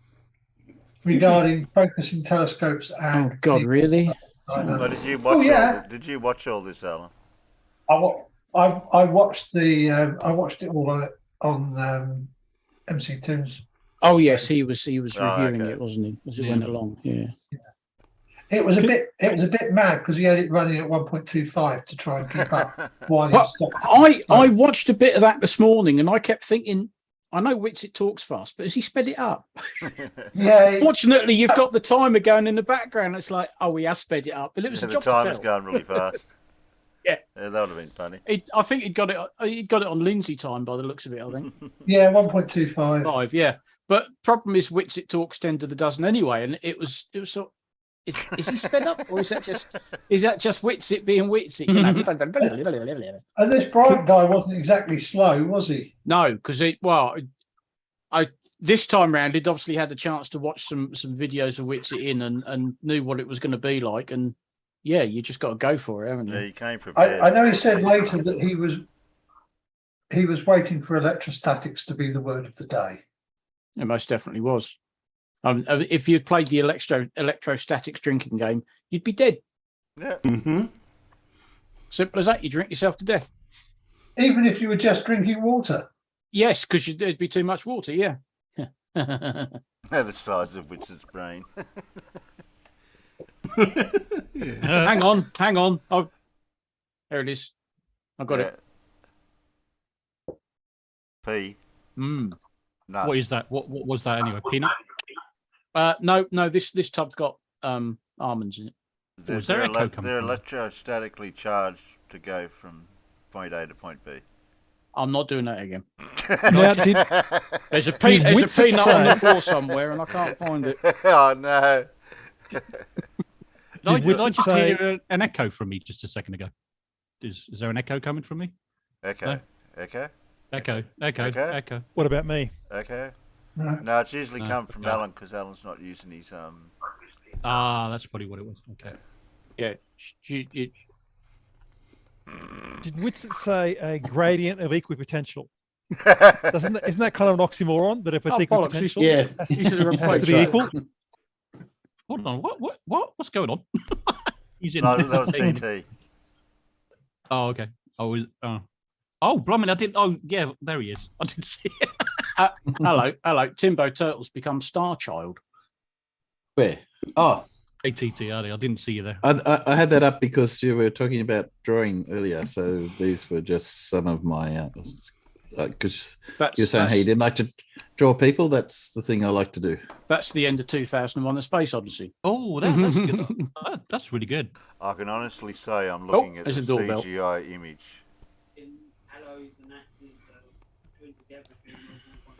Oh, Farmer's got an emergency. Very nice. Emergency.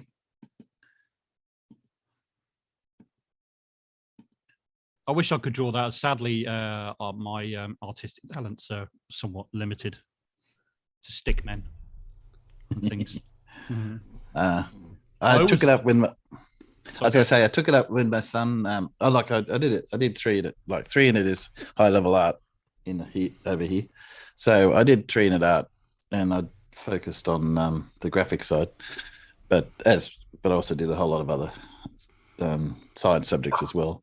But I didn't do anything. Even though I won the school prize for art, I didn't do much until my son got sick. And then it was something really handy to do when I was hospital waiting around, was just draw portraits, because I could just carry it around with me and pick it up when I wanted to. Pencil or charcoal? Pencil. That's pencil, yeah, you can tell. Yeah.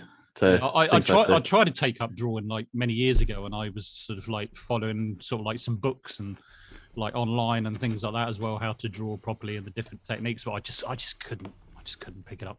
Did somebody just say books? Books. Yeah. Don't go into your tank books now. What's that? No, sorry. I've got Timbo pinned now. Do you want me to pin you now? Let's pin Farmer's Boy. He's going to show us something. He wants to see tanks. As long as it's not about tanks, I don't care if it's about tanks. Here's a look. What do you got? What have you got? He's going to show us. What is it? What's that? It's a reproduction of the manual that they issued to crew members of Tiger tanks. Oh, it's about tanks. Okay. But no, interesting though. Go on. It was done in like cartoon form to try and keep them engaged. Okay. Some of them were a bit not safe for work as well, weren't they? Some of them were, yeah. So I've already got the one somewhere up there for the Panther, and the Tank Museum have reproduced the one, because there's hardly any original of these anymore.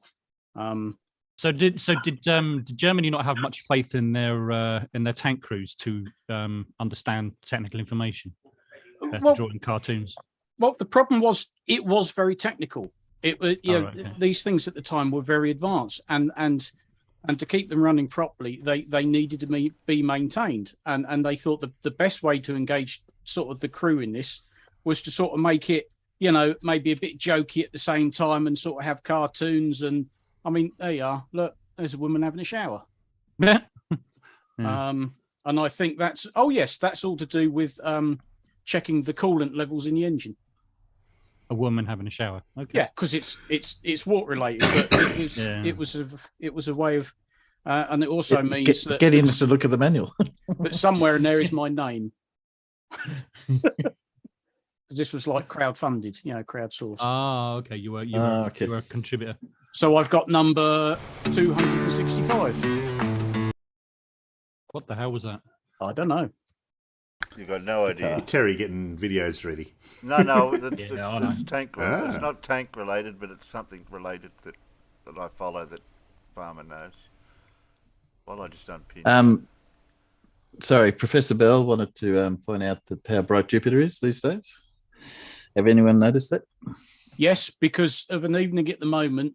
When I look out my window, I can see the moon, and a bit to the left, I can clearly see Jupiter. I tried taking a photo last night, but there was too much sort of background light in here, too much interference. But on a clear night, and the last few nights have been clear. Because I looked at it and thought, well, it can't be Venus, but it's just as bright as Venus usually is. Looked on the old Google sky map. Oh yeah, it's Jupiter. So, I looked and I couldn't see bugger all because it was all full of cloud, like it was in Northern Ireland. It's always cloudy. If it's clear, then I guess I'd better go out and try and take some more pictures of Jupiter. It was certainly clear last night. Yeah. Well, it bloody wasn't here, so you can bugger off in clear skies. So what we're looking at, wasn't it? It's Farmer, been raining. What we're looking at is a well-marked Steyr 1500A. Now that come up in my stream, but I haven't got round to watching it yet. Yeah, and you know where. Know where this is from. Yeah, I know where this is from. Steyr, was that like an armored car or something? Was it? Or... Yeah, it was like a truck. Because there's a myth that the German army was mechanized, and not really. They relied an awful lot on horse-drawn stuff still. But yeah, I mean, like all armies, the tanks are at the front, but then it's the support that comes after. But yeah, that'd be nice when it's done. Shame it's going to be down in Australia. And I didn't get to go see it. Well, that's the only problem with following these channels. It's like, I watch what goes on at Bovingdon, and I think, I'll be there next year. I'll pop down and have a look. And then you look at Australia and you think, bit too far away. Yeah. I'll take it. If I could take a trip up there one time, I'd go and see this place. You'd love to go to the our war memorial, and particularly the annex in Canberra. I'd like to go to places where they're actually getting driven or use. That's what I like about the Tank Museum. They've got a huge arena, and on the the few days of the year when they got tanks running. You get to see some good stuff. It's all well and good seeing them sort of on static display, indoors, but it's not the same. There's nothing quite like having a Tiger tank just sort of trundle past you, and you get to hear it and feel the ground shaking, and it's a bit different. As our aviation museum down here at Albion Park. At least the planes there get kicked over and flown around. Yeah, that's why I used to like going to Duxford. Because where I grew up, it was American. It was all the US stuff. We didn't see any RAF stuff that wasn't within their flight pass. But it was all modern gear, and that was always nice to go and see the old stuff. And of course, you get loads of it over here now. Can I just say how much I like Paul's avatar? Write 5 words you can spell. Okay. Yeah, 5 words you easy. can spell. Yeah. Yeah. I like that. That's very good. Yeah, got extra marks for that by the looks of it. +2. Very good. Very good. +2. Excellent. Yeah. Yeah.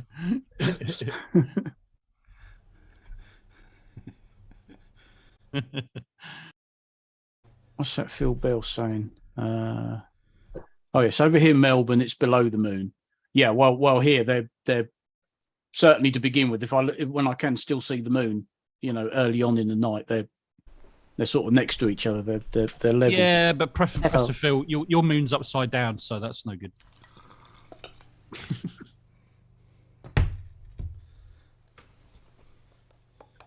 I hope you're just topping your drink up there, Paul. I am. Yeah. I'm doing a Riley. Yeah. He's always doing a Riley. He is. I'm doing a Riley.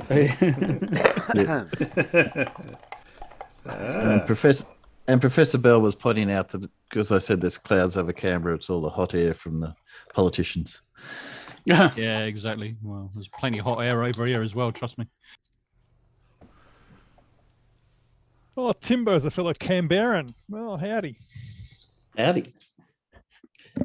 Yeah, you might be neighbours. Yeah. No, I know my neighbours.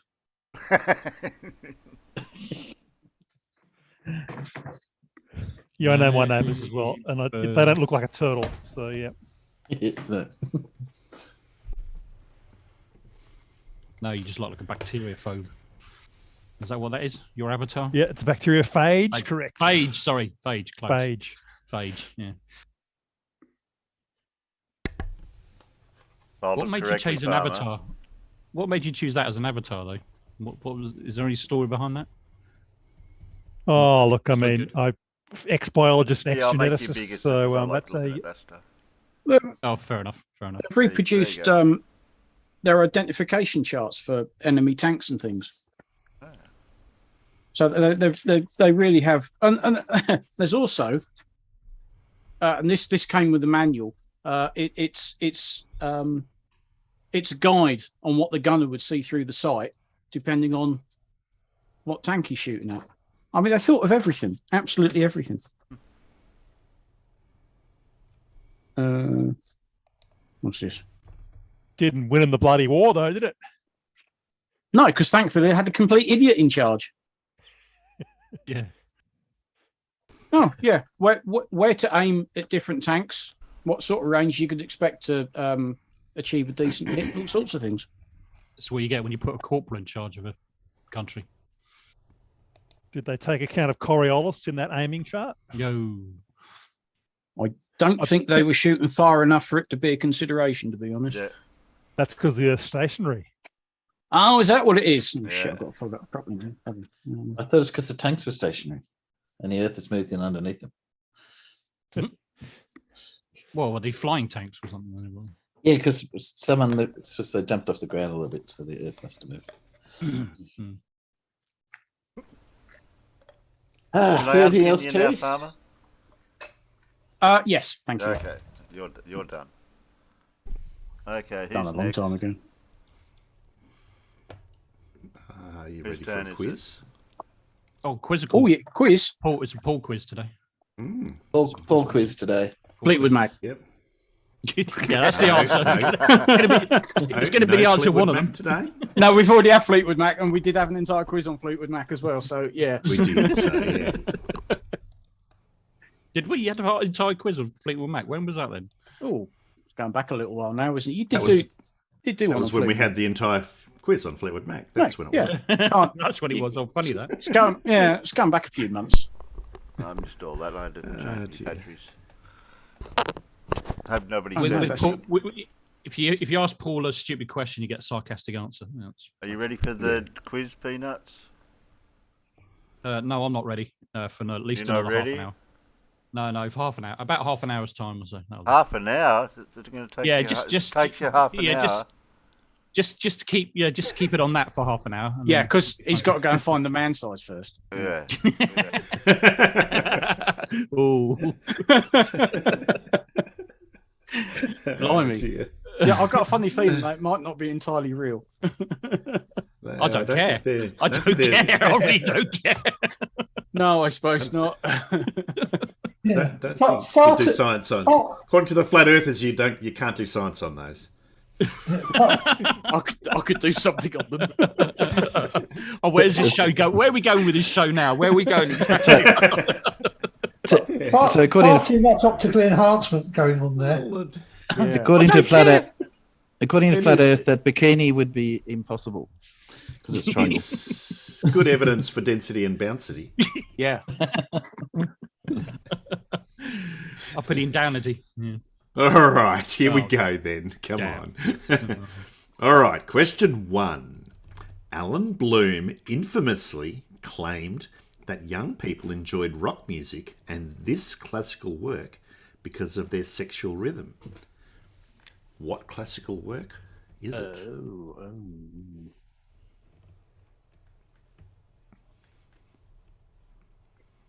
Any ideas?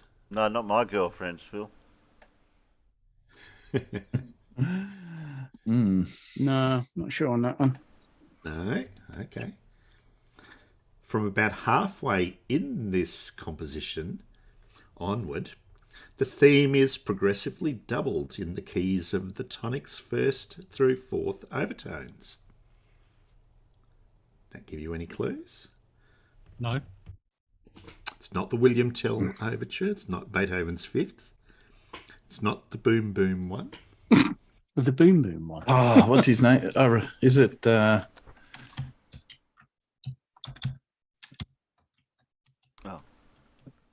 Who's Bomy M? Oh. That is the one, Timbo Turtle. Yes. Yeah. Nice. Yeah. This piece is the most popular to call for the F major sopranino saxophone.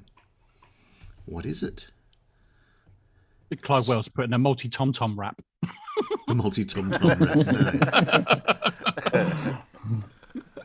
Oh God, I'm trying to think of a classical work with saxophone in because.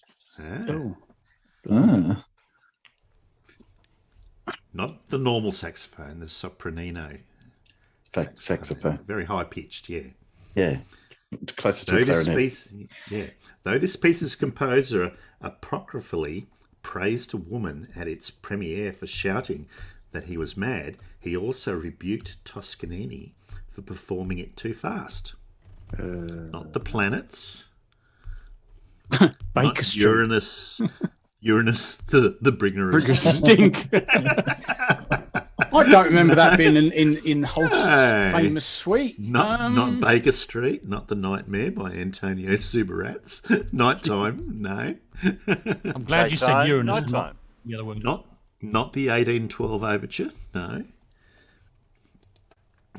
This piece emerged from a commission from ballerina Ida Rubinstein to orchestrate parts of Isaac Albanese's Iberia. What is the piece? I know lots of classical music, but don't expect me to remember what they're bloody called. Yeah,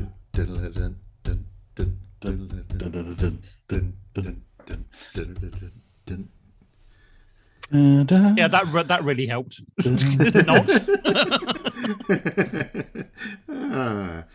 The composer's progressive aphasia I know. may have inspired this piece's structure of one very long gradual crescendo. Not the Top Gun theme. Is it that one?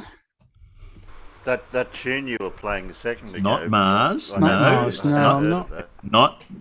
Not Holt's the Planets, but we do have a correct answer out in the Peanuts now as well as the internal chat. Timbo got it right in the internal chat, and Dave Cannabis got it right first, followed by Crumpy Old Gunt. Oh, that one. It is Bolero, yeah. Well, Crumpy Old Grunt said the Top Gun theme. Second answer. You have to take the last answer, I'm afraid. Sorry. Hang on, Top Gun theme. Well, that's got to be. Hang on, Danger Zone. Yeah. A repetitive snare ostinato underlines what piece named for a Spanish dance by Maurice Ravel? It is Bolero. I'd have got it from that. Yeah. Oh no, no. You can't use that image. If it's Bolero, it can only be 2 people. Who? That is what? No, not those 2 people. Yeah, those 2. It's got to be. It's got to be Torval and Dean. Yeah. All right. Question 2. Did somebody say Pearl and Dean? No, didn't say Pearl and Dean. No. Very carefully, didn't say Pearl and Dean. So I can't go grab the medication then. Oh dear. All right. Question 2. This substance captures air while falling through a narrow tube in a Sprengel pump. What substance is it? Whatever the hell one of them is. And what the hell's a Sprengel pump? Exactly. It captures air while falling through a narrow tube. Oh, well, that's good to know. Still don't know what a sprinkle pump is. That's the one, TT guy. Already got it. Yeah. We got that one. I put 2 He answers obviously in there. knows what a Which one? Sprengel pump is. Not Was it my first answer or second answer? And we have a correct answer at the peanuts too. Well done to Crumpy Old Gunt, who got Mercury as well. Well, you get the rest of the clues now. The collision of electrons with this substance demonstrated the existence of energy levels in a 1914 experiment. No, wouldn't have got it with that. An experiment in which this substance was submerged in liquid helium led Heike Kamerling Onnes to discover superconductivity. No, wouldn't have got it with that. An interferometer on a stone slab was placed on a trough of this stuff to reduce friction in the Michelson-Morley experiment. No, wouldn't have got that either. An electric current excites a vapour of this substance in fluorescent lamps. No. No? A convex meniscus is formed by this substance in a device in which either it or alcohol is contained in a bulb at the bottom of a tube and then changes volume in response to temperature changes. I would have got it from that one. No, I don't think I still would have got it. Well, from a thermometer. That last one there. Yeah, there you go. That would have done it. Fahrenheit's designed for the thermometer used what metal in which a liquid at room temperature? It is. So I'm going to give myself that one because I would have got that. So yeah. Yeah, but they got it from the first clue. Yeah, but it doesn't matter. Still. Yeah. Oh, let's drink that cocktail. Yeah. Question 3. After throwing its leader into a stream, one man is offered to join this group after whistling for dogs during a battle with the leader. What group is this? After a very specific 2-word term. Would it be that one? It would be. Oh, no way. Yeah, followed very closely by Alan Evans with the correct answer as well. Yeah. An alias used by a member of this group, Reynold Greenleaf, is also the name of a separate member of this group who participates in a competition for gold and silver arrows. What is the group? Yes, you got it right there, Spooky Bed Hair.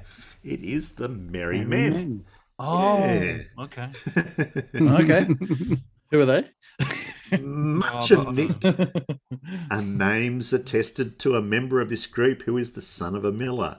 Yeah, a quarterstaff wielding member of this group is ironically named in contrast to his massive 7-foot tall stature, while another member is a monk expelled from his abbey. Yeah, that's right. Now I know who you mean. Yeah, now I know. Yeah.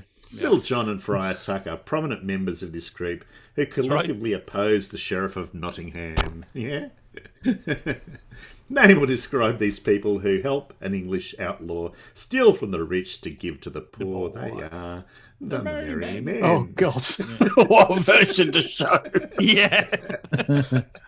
Well, they're very merry. Men in tights. They're very merry. Yeah, well, they're merry, yeah, because the monk was very good at making mead and stuff. Yeah.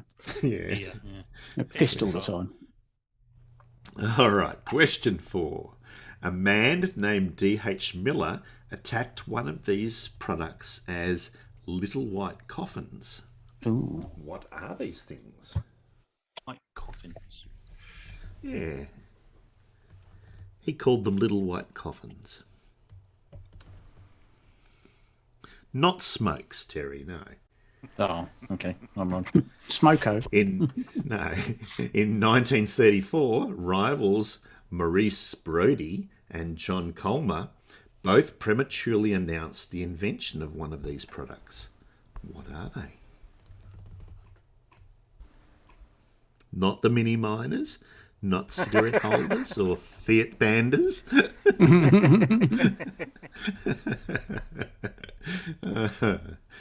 The first successful one of these products was secretly tested at the Watson home. What is it? Not 5CV? VW bugs? No.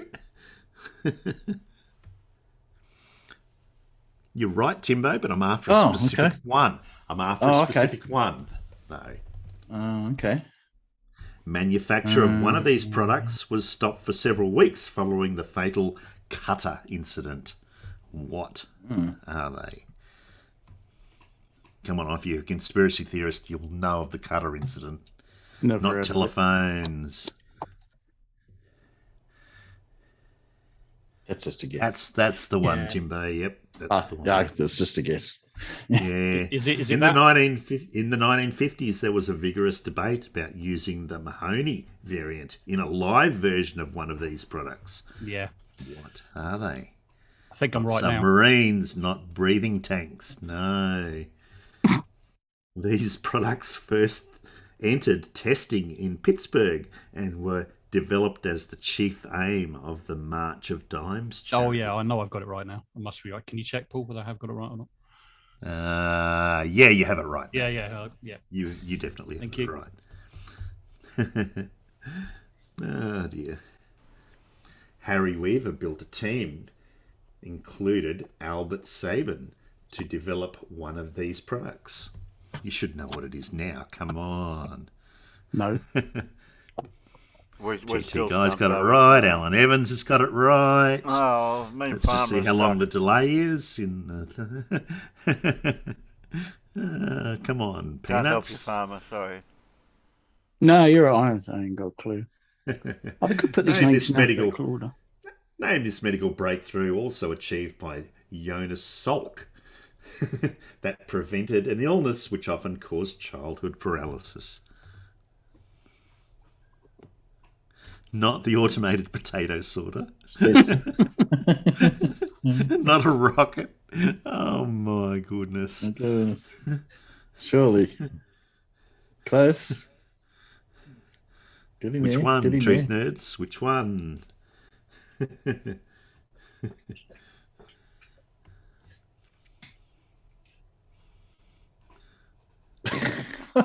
Yeah. The iron What lung caused is the not the lung? device. Yeah, what caused it? Polio, that's the one. Yeah. Yeah. Polio vaccine. Yeah, I remember during the COVID thing, there was somebody bringing up the cutter incident, and I looked it up, and yeah. So why would somebody call them little white coffins? Because of the incident where, because of course, one of the first vaccines they developed was the oral polio vaccine. And the way the oral polio vaccine works is because it actually is a tamer version of a live polio virus. Oh, right. And the idea is that you give it orally and the polio virus develops in the intestinal system and you actually shed the virus, which can be spread amongst the population, and that leads to herd immunity, right? Yeah. Because other people can pick up that virus as well, that don't necessarily get the oral vaccine.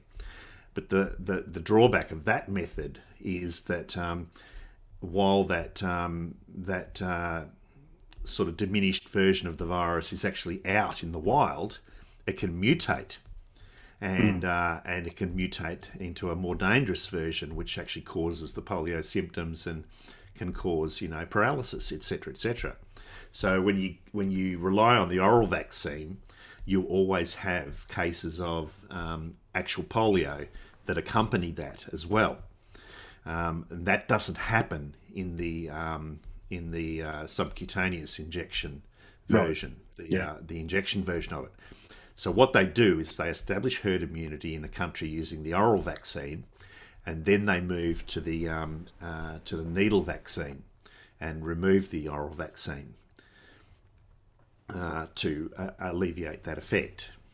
And so, of course, the conspiracy theorists got a handle of that fact, and they like to claim that the polio vaccine caused more polio than the actual polio virus itself, which is completely false. Well, but hey, that's how I conspiracy theories work.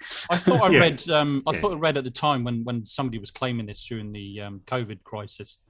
That wasn't there a problem with the manufacturing process, or was the cock up? Wasn't there with the manufacturer? Yes. I thought that was, that's what the colour incident is all about. Yeah. And apparently there was, I don't know, hundreds of thousands of children were vaccinated, and something like about, I don't know, half of those were reports of kids being paralysed and all kinds of different things. Yeah, that's right. Yeah. Okay, question 5. A bit of a harder one here. A duality of the U1 phase factor was used by Hirabayasu Kazumi to relate this law's predictions to that of a microscopic result, which Richard Feynman had noted were uniquely two quite separate phenomena. What law are we talking about? Say that Japanese name again, Paul. Go on, I dare you. No, it's all right, buddy. Hirabayasu Kazumi. Very good. Okay, another clue. A paradox involving this law is resolved using motion relative to the return path in a laboratory frame in which 2 brushes are fixed on the rim of a spinning disc. What law is this?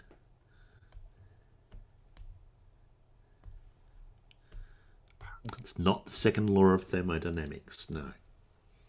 Rather than friction, high-speed trains often use brakes, exploiting a form of drag resulting from this law, which gives rise to eddy currents. What law is it? It's not Sly Stallone's lips. What? It's not gravitation. Is that a law? It's not the law of, it's not the law of attraction either, or plasma.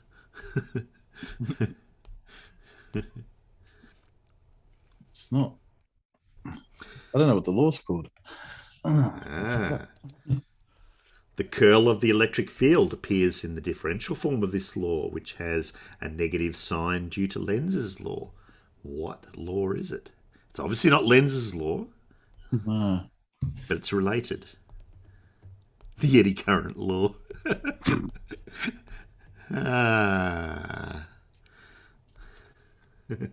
This law's namesake demonstrated it by quickly moving a magnet into a coil, generating a current. What law is it? Anyone know? I know someone knows it. Voltage is related to the change in magnetic flux by what law named for an English physicist? Oh, is it what I said? It's a guess, but... Yeah. It is not. Terry's written Holmes' law. Is that John Holmes? Yeah. No, it's not Holmes' law either. It is that one, Timbo. It's okay. And Clive Wells got it earlier out in the chat there. Well done, Clive. Did I also get it? Faraday's law. Yeah. Did Alan get it? Faraday's law. Oh, Yeah. Faraday. Yeah. If I'd have thought of a Faraday cage, I would have got Faraday. Yeah. Faraday's law of induction. Yep. I didn't know what the law was called. That was good. Yeah, well, you do now. Question 6. In the foreword of this novel's second edition, its author claimed that humans are given free will in order to choose between insanity on the one hand and lunacy on the other. What book is this? The Guide to Flat Earth. I don't know. It's not 1984. It's not 1984. It's not Catch-22. Oh, well, thanks, as I just typed that in. It is not The Time Machine. Okay, cool, good. Just checking. Oh God, the cat's some woken up. principle. This like that. novel's author included the chapter Quantity, Quality, Morality in a book of essays titled for this novel's Revisited. Not the Bible, not Hat G. I have another guess. Not Frankenstein. No, not something by Ayn Rand. No. That's the one, TT guy. Yep, you've got it right now. This novel is usually cited as the pessimistic counterpart to a novel by its author in which Will Farnaby is shipwrecked on Parla. What book is it? It can't be this.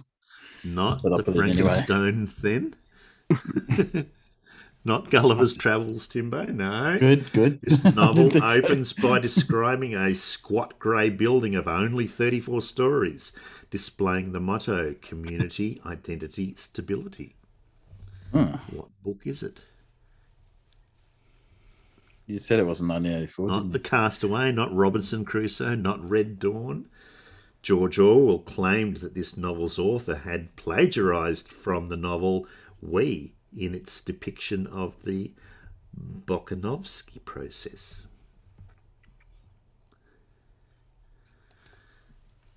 Helmholtz Watson is exiled by Mustafa Mond in this novel set in the year 632 after Ford. Oh. What book is it? Another guess. Why not? Why not? That's the one, Timbo. Oh, okay. That is the one. Had to be in something like that. Not Ford Prefect, no. Not 1 million years BC, no. Name this dystopian novel by Aldous Huxley. Come on, Peanuts. Do you know, I've never actually read any of his stuff. Well, this is a good book. Yep, I've read it. And yeah, I liked it. Yeah, they've got it now. Well done, Dora. Followed by Truth Nerds and Dave Cannabis and Spooky Bed Hair. Brave New World. Brave New World, yeah. I want the Soma, man. I want the Soma. All right, question 7. In non-relativistic quantum mechanics, a Lie group named for this scientist can be used to show the existence of mass and spin. Who is it? Hey. It's not Flash Gordon. No. I think that might have been something from the previous question. I think it might have been, yeah. Yeah. They're not French, but that 10-element group named for this scientist is the low-speed equivalent of the Ponderay group. Ooh, what scientist is this? This scientist names a thought experiment about detecting motion from inside a closed cabin on a ship. Who was it? It's not Michael Jackson.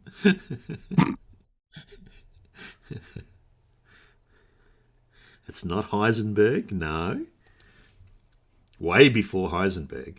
This scientist names transformations of the form x minus vt, which, as with Lorentz, are sometimes called their namesake boosts. Who is it? I don't know. Not the Schrödinger? No. Somebody put out their jam truth.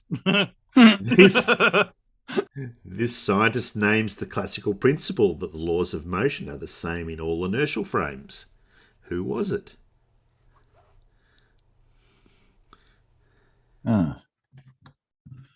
This scientist explained that namesake relativity in their book Dialogue Concerning the Two Chief World Systems. Who was it? Come on, internal chat. That's the one. You got it now. It's Galileo Galilei. Oh, right, I was wrong. I was even cheating.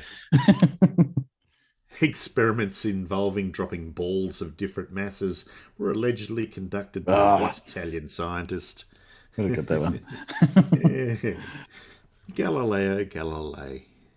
Einstein that sprung to mind first of all, so I was way out by a few hundred years. Yeah. A couple of centuries here, there. Couple of centuries, yeah. It's just when you mentioned the word relativity, I thought, yeah. No. No. Not all relativity is Einsteinian, you know. No, true. No. The 1988 book, Icebreaker, stated that this campaign was launched as a preemptive strike, promoting the offensive plans controversy. This might be a farmer's boy question. Icebreaker. What is this campaign? I think I might need another one. All right. During this campaign, the Commissar Order commanded the Elder included the hunger plan proposed to sustain this campaign. What campaign was it? I think it's bloody name. No. You'll get it eventually. A costly siege during this campaign was partially foiled by a supply route called the Road of Life. What was this campaign?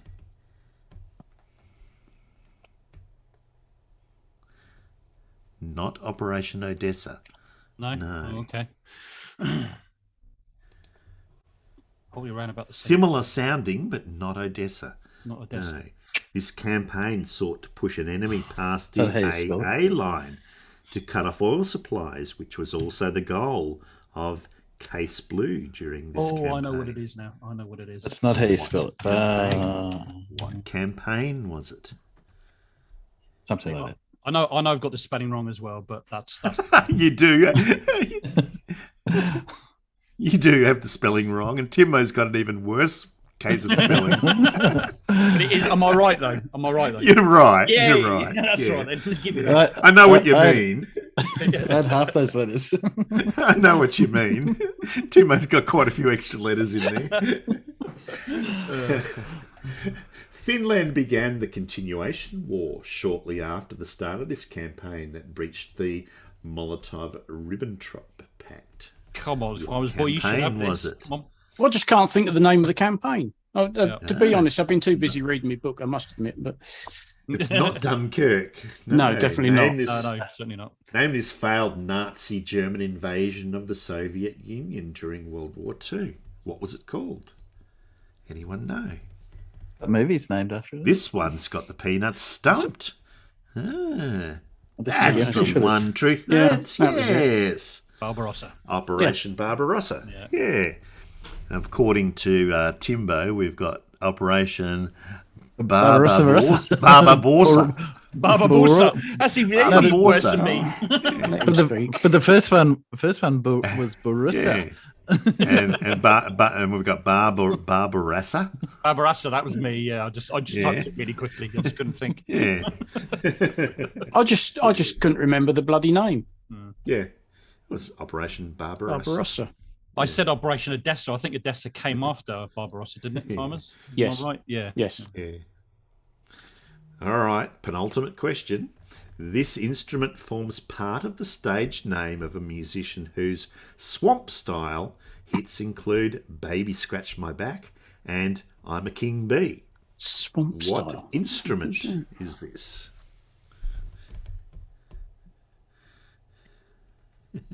Operation Barbarella. Barbarella. Oh, yeah, no, that's something else. Yeah. Virtuosos on this instrument include Junior Wells, as well as a musician who described a spouse who can't stand no cheating on the hit My Babe.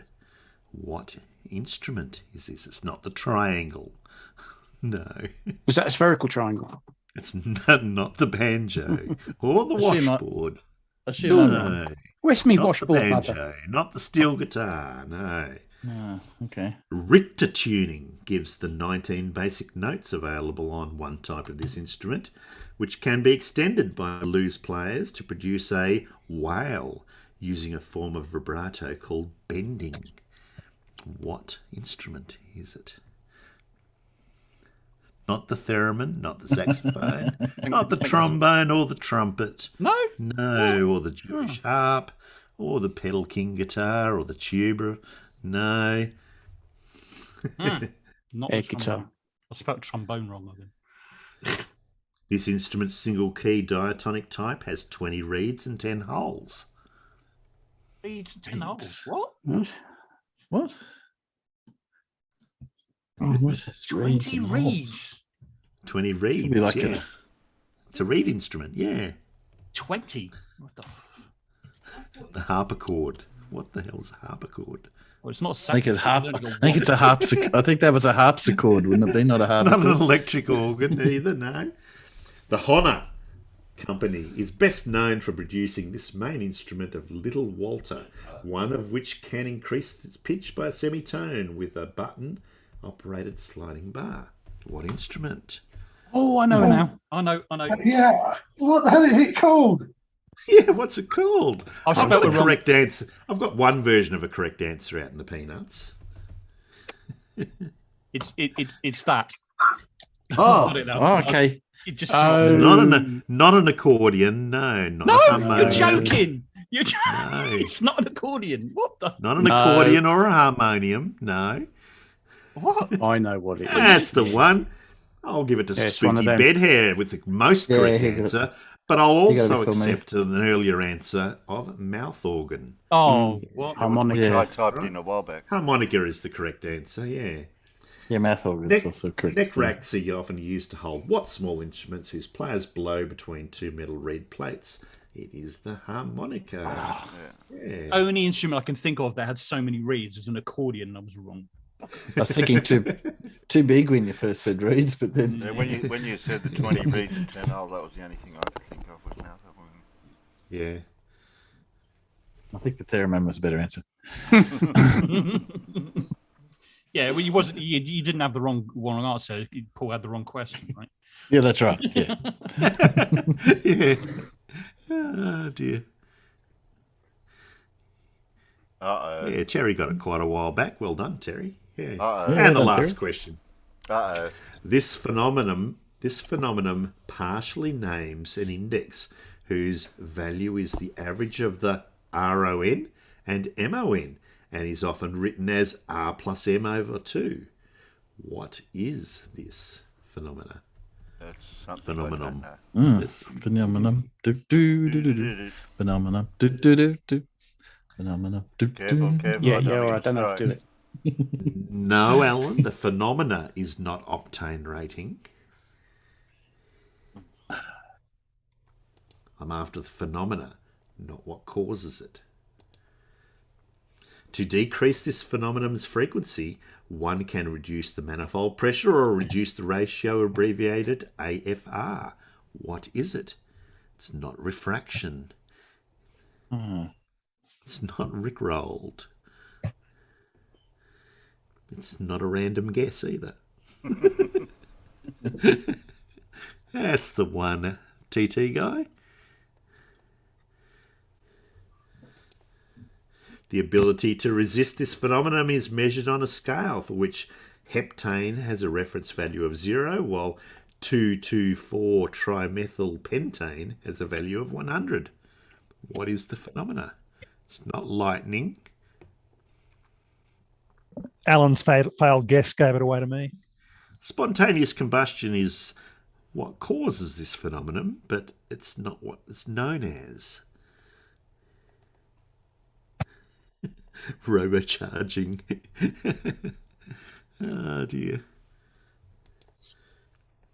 DuPont's House of the Butterflies produced toxic tetraethyl lead because of its use in mitigating this phenomenon, which occurs prior to a completed compression stroke in the Otto cycle. What is this phenomena? Truth Nerds has got it. Yeah, Truth Nerds has got it out there, followed very closely by Judy Bassett. Well done, you two. It is indeed knocking or engine knocking. Yeah, that's what I put. Pre-ignition. Engine knocking. Pre-ignition may cause this phenomena, which is sometimes named for the loud ping heard when it occurs in an internal combustion engine. Yeah. Agents named for opposing what phenomenon are added to increase a fuel's octane rating. It is engine knocking is the phenomena. Needed to be a car guy to get that one. Or pinking, pinking, as I was taught to call it. Pinging.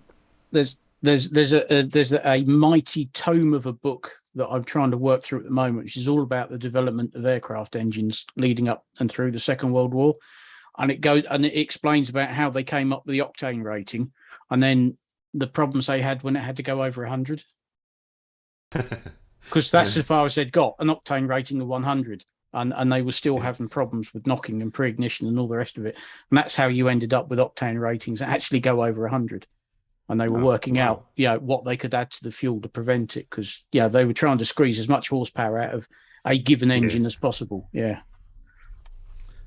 This is all happening in the 20s and 30s, back when Britain and Germany were still sharing information and technology and all the rest of it. Yes. Yeah, I think NACA were also heavily involved in that as well. Yes. Well, there you go. There is your quiz. Well, thank you very much. Today. Thanks, Paul. Brilliant. Yeah, that was fun. That was.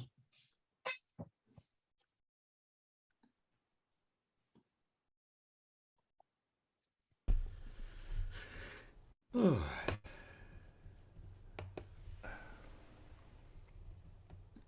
Well, I got one or two sort of right, I suppose.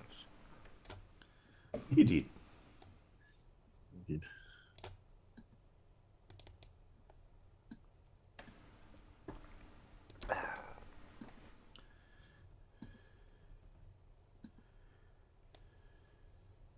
Oh, what are we going to finish up on tonight? Carl still has the power. Hey! Must be a good night in South Africa. Yeah. Oh, don't. I mean, there are vague rumours going around at the moment that might be a possibility here in the UK this winter, but I don't think it's going to happen this year. However, next year they are predicting there could be blackouts. They could have to cut power to households for several hours of an evening and something, because for years they've been saying we need to do something. They go, no, we're fine. We don't need to. Yeah. We don't need to build any more nuclear power stations. And now they've suddenly realised that, oh shit, yes, we do. And they're not the sort of things you can build just like that. Yeah, that's it. And of course, I bet it's going to be overnight, just the time when my storage heaters are supposed to be charging themselves up to heat the house. Correct. So, of course, no bloody heating at all then. Yep. That's okay. Just put a jumper on. You'll be fine. Yeah, just put an extra Speaking of which, over this last year, my gas tariff has gone up 3 times. First one, I think it was about a year ago, that was something like about 15%. Then it went up another 30%, and this time it's gone up. I got a letter a couple of weeks ago. It's gone up by another 40%. Oh, mine's just gone up. Mine just went up in one big hit. I think it might have been June. Prior to June, I was paying £110 a month for gas and electric. Now I'm paying 330. Yeah, mine's more than doubled as well. It's just trebled straight away. There you go, trebled. Boom. Yeah, crazy. Well, yours is one hit. I mean, that's ridiculous. But mine's gone up gradually. But yeah, I'm probably about 2.5 times I'll be paying. I'm so glad that coincided sort of not long after I'd got this new job, because had it happened prior to that, I'd have been in trouble. I just wouldn't have been able to pay it. Yeah, we're in the same position. I mean, luckily I've got family that are not going to let us go cold. My parents are, said, look, it's not a problem. Don't worry. Listen, we're retired. We've got a good pension. We'll help you. Yeah. So, if it wasn't for that, we would not be heating a home this year.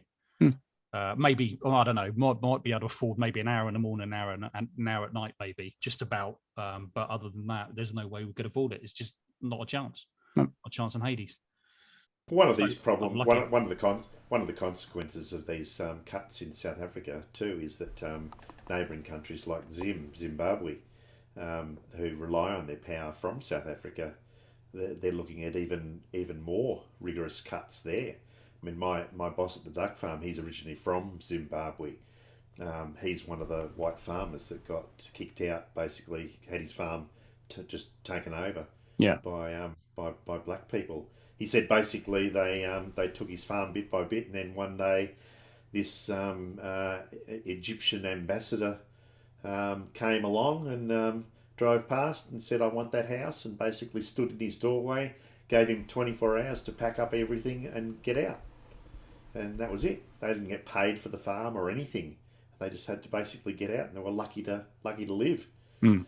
Yeah. Mm. So, yeah, because a lot of them didn't. Yeah, that's right. And he said Zimbabwe is, having a lot worse a time with power cuts than South Africa is at the moment. Damn. Mm. I can say my gas bill this year is the same as it was last year. What, because you ain't got gas? Yeah. Yeah, that's what I thought. Yeah. I don't use gas. They discourage gas in Canberra. The government's trying to get rid of it. Well, and of course the joke is over here that they're saying, we want more people to use electric cars. Right, so that's more electricity. We now want new builds not to have gas boilers anymore, and it's all going to be done on heat pumps. Guess what?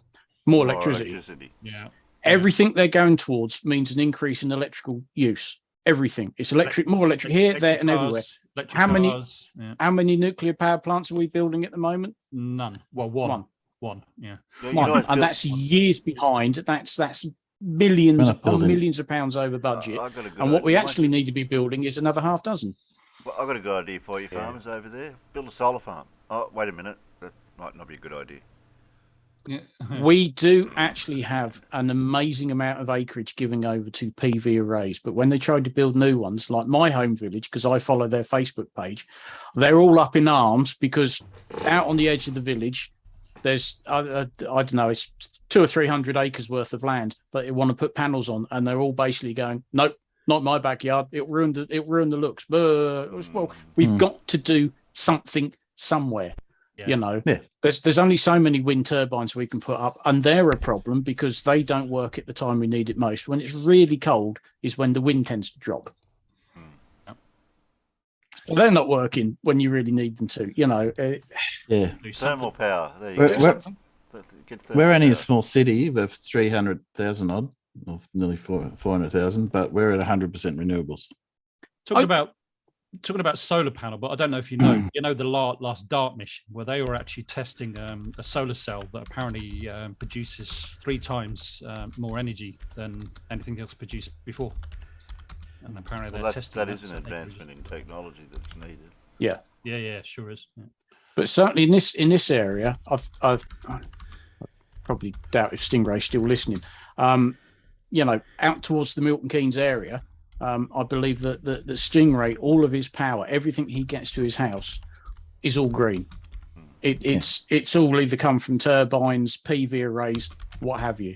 It's doable, but you need a shitload of it.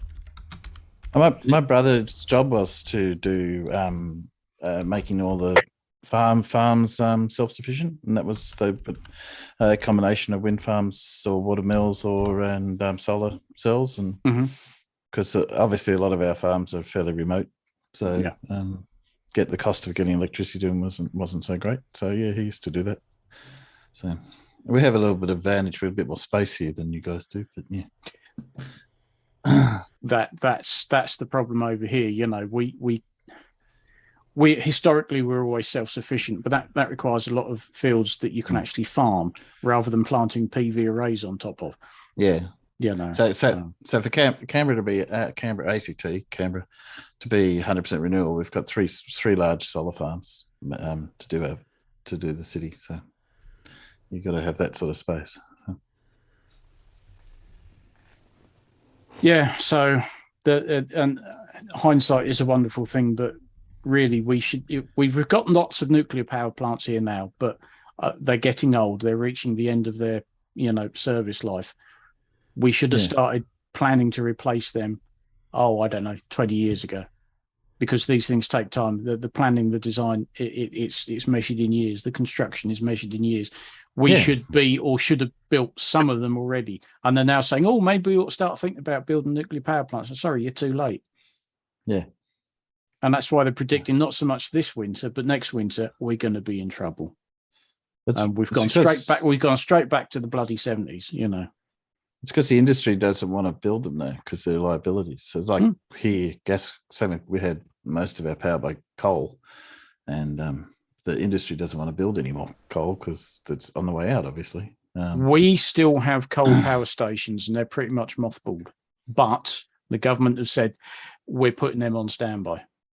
Yeah. They're now getting to the point where it's like, Christ, we're going to have to start using coal-powered power stations again. Yeah.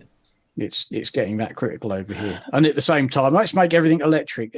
It's got to come from somewhere, you know. You can't just dig it out of the ground. Do you guys get any rebates or anything for having solar power in your house or anything like that?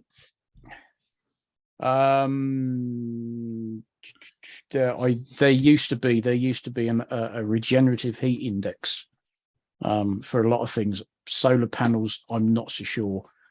But over here, you know, that's going on your roof. That panel's going to be nothing. You know, it's not big enough. For it to be economically viable, you need to cover quite a few square meters worth, and the roof of your house is big enough. Okay, because that's most of the roofs in Canberra have, in a lot of places, the cities have fully solar power on the roofs, and obviously batteries are becoming a big deal here too, and people trying to become self-sufficient just in their household. So. Yep, and of course it all depends on which direction your roof is facing, because certainly up here, your panels need to be facing south. Yeah, ours don't.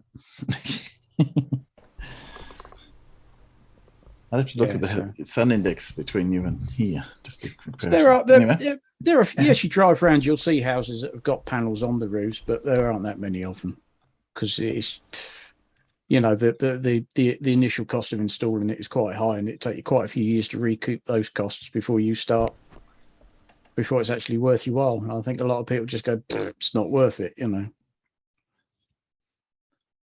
It's also the cost too. I'm just looking on here. It's a big cost difference. Between countries. Yeah, that's why people don't bother doing it over here. Yeah, I'm buggered for solar panels because I live in a terraced house, and just so happens the apex of our roofs, or the faces side of the roof, so east and west exactly. So yeah, I've just found a thing here. So in Australia, it costs around 6,000 to 9,000 Australian to do a solar house. UK, it would be 13 to 17. Yeah. Wow. And similar in the US. So yeah, so nearly twice as much. Yeah. That's why people don't bother over it. It's not worth it. That's for a system without a battery, right, Timbo? Yeah. That's just the 6 kilowatt solar. Yeah. I was only just installation. I was just comparing the installation roughly cost. So yeah. I can get around about an 8 kilowatt system for about 6,000 on my roof here. Yeah. I don't know how much it cost my mum and dad's. My mum and dad's had theirs fitted, or probably coming on 10 years ago, but they're on that system where they get paid back, for fitting it back into the grid. Yeah. Yeah. So every quarter they get a certain amount, which basically means they're actually getting free electricity with a bit more as well. So they're pretty lucky that way. I'm on my house is similar, but this was installed when the house was built, and we can't touch that system. If we touch it, then the government takes that away, because the payback rate was actually quite high. So, but it's not enough to run the house by itself. So we'll have to put in a second system on a completely different controller to be able to run the house. But we're looking into that. The way things are going, I think it makes sense.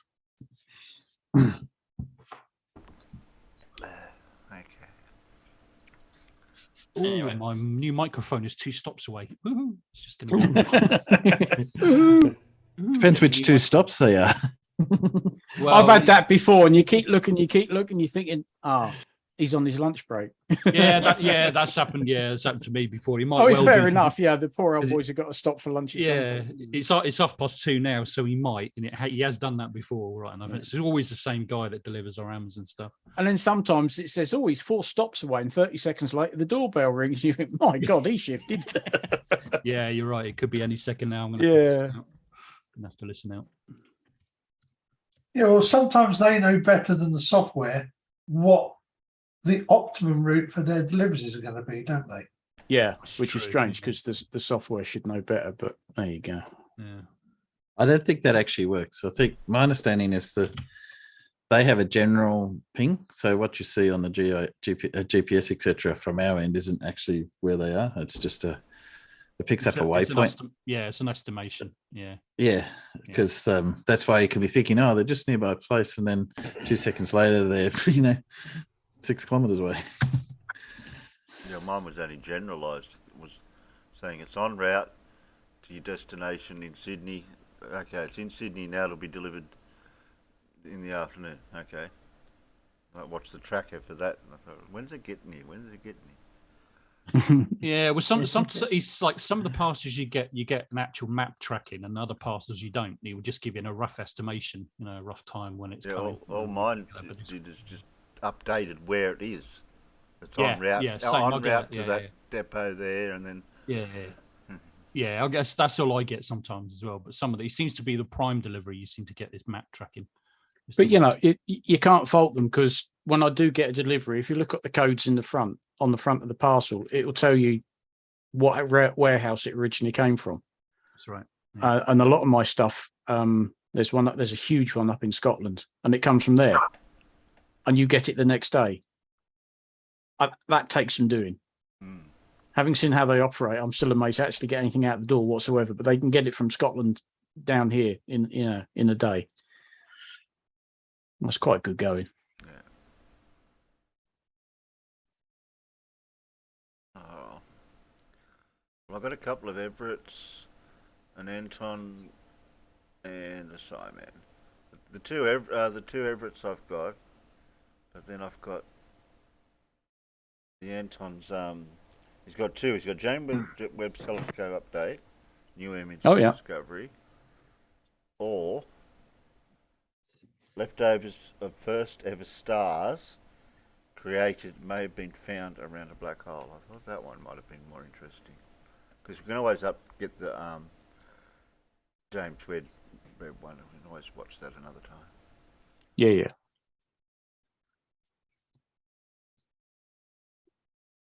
Oh, just check my emails. That book was delivered today. That was ordered in May. We just had to wait for it to be printed. Well, another one. There's another one that's due before Christmas. I think I actually paid for that last year. You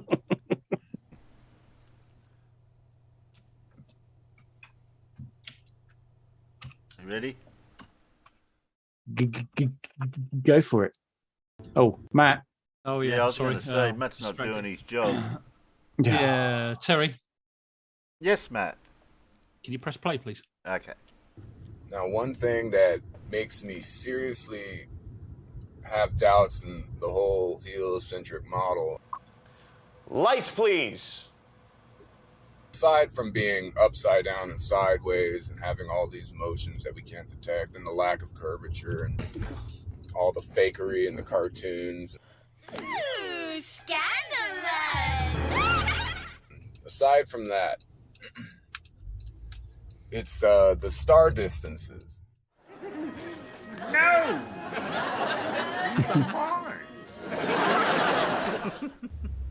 Now, the reason it's purported that these stars are so far away is to account for the lack of parallax.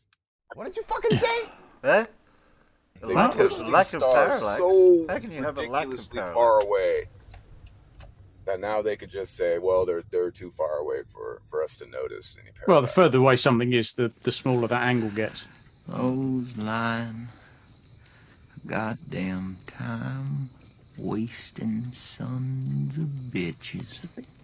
So that's one of the reasons, and that's a big one to me. is these star distances.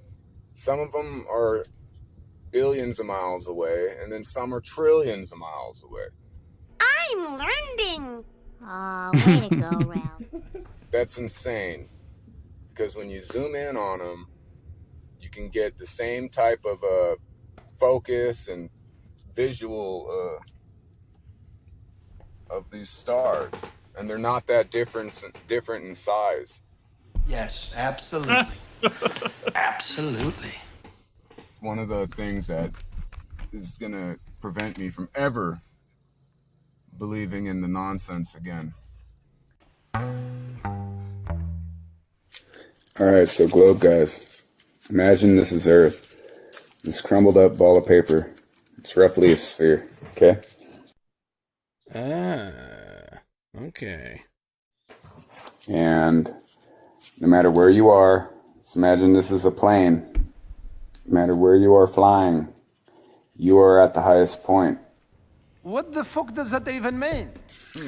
In order to believe you are living on a sphere, you would also need to believe that straight down is higher than the horizon. So this point would have to actually be higher than that point. I'm confused. I'm not. No, wait, he is. I think maybe you're confused. And any point you pick would have to be higher than the horizon. Because remember, you are at the top of this, no matter where you are. And it needs to be curving in all directions. You know, whenever anyone explains anything to me, and they ask if I understand, I always say yes, but I never understand. Just use your brain, think about it, put some thought into it. Really? You've never understood anything? Nope. Never. Never.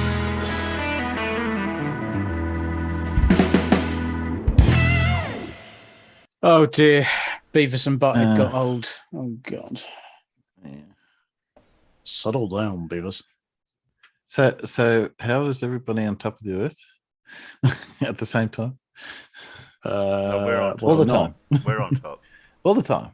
No, you're not. You're not on top. I am. Because you can only be on top. So, since when did spheres have tops? I claim to be on top. No, I'm on top. I don't claim we are on top. Then. No. No, you're on the bottom. We're on the top. That's why they had to go up to find us. Oh, what's Matt doing? You can't see. Matt's got his new mic, but it's sort of. Yeah, I've got the thing on. I can't. Hang on, All we could see was the box, like with the background on it. Yeah. Your head disappeared. It's quite a neat trick. That's a good trick. Do it again. Yeah, go on, make your head disappear. That's impossible. Oh God! How do you get rid of this bloody? This book I've got because I helped fund it. There's a list of names of all the people that helped fund it. I don't know how many bloody pages of it there are, and they're not in any order either. Somewhere in here, in amongst all this lot, is my name, but it's like. Okay.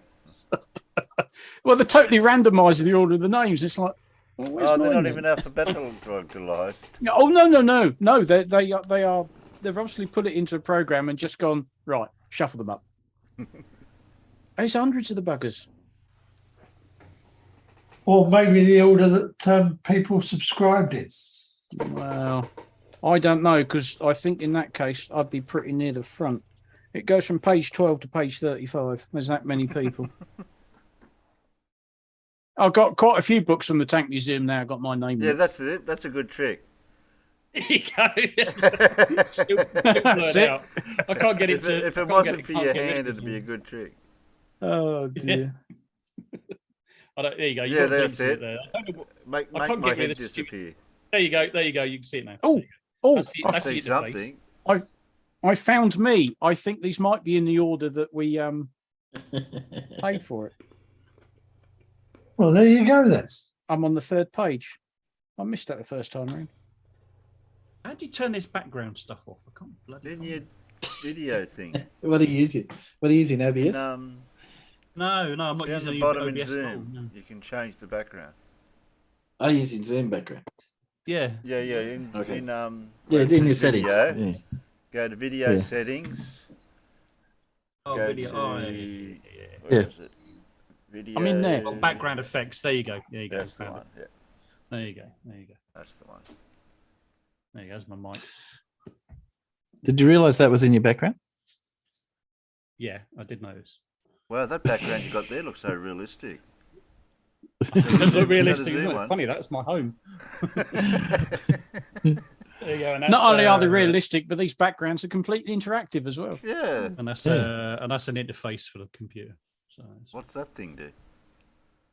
Basically, it acts as an interface between your microphone and your computer, and it's a preamp, so you can control everything else as well, and it just improves the quality of it, of your sound, basically. I'll hope it's good and better than Yeah. what you've had. And that was expensive, and I managed to get that on 5 monthly payments. Otherwise, I wouldn't have been able to afford to get it. No way. When are we going to get MVX7 podcast?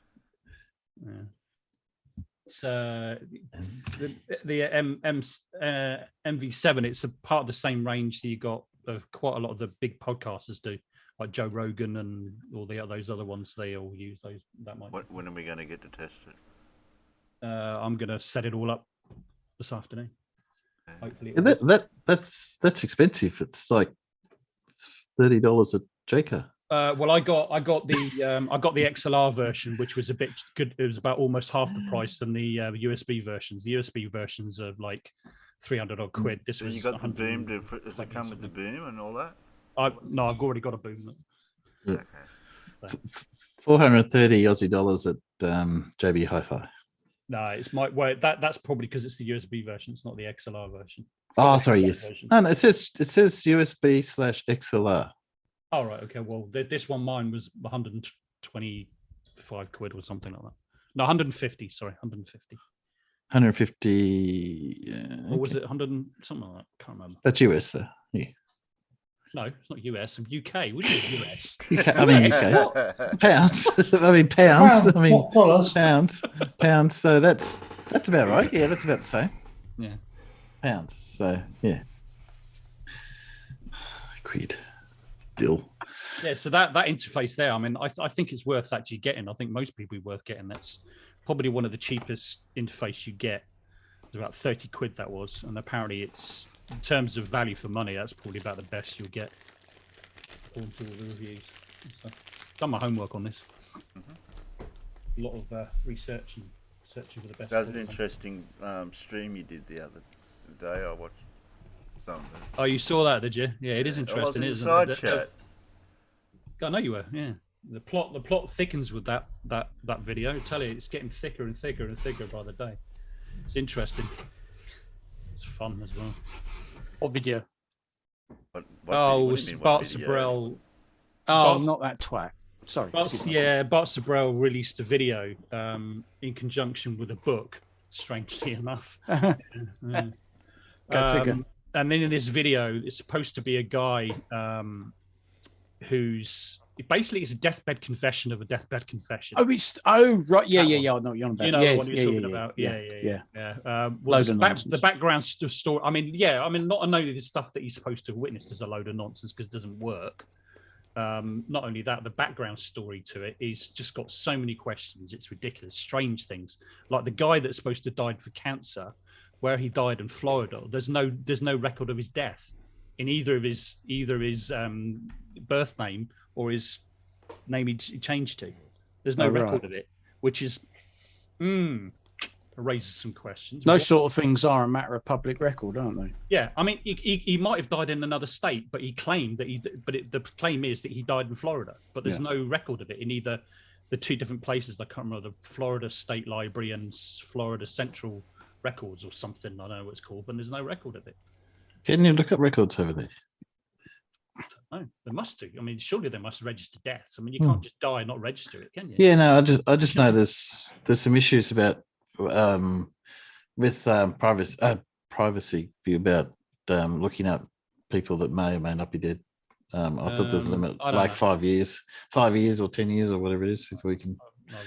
I don't know how. I know how it works over here in the UK. I mean, you can look up people's births and deaths and marriages. Not a problem. You know, we've got birth, deaths, and marriages records in, you know, each use your council areas and stuff like that, wherever you died, and it's registered there, whether it be a birth or a death. But and in states, I don't know, but I know of 2 people that have done it. They've looked it up and they can't find any record. There's no record shown. Okay.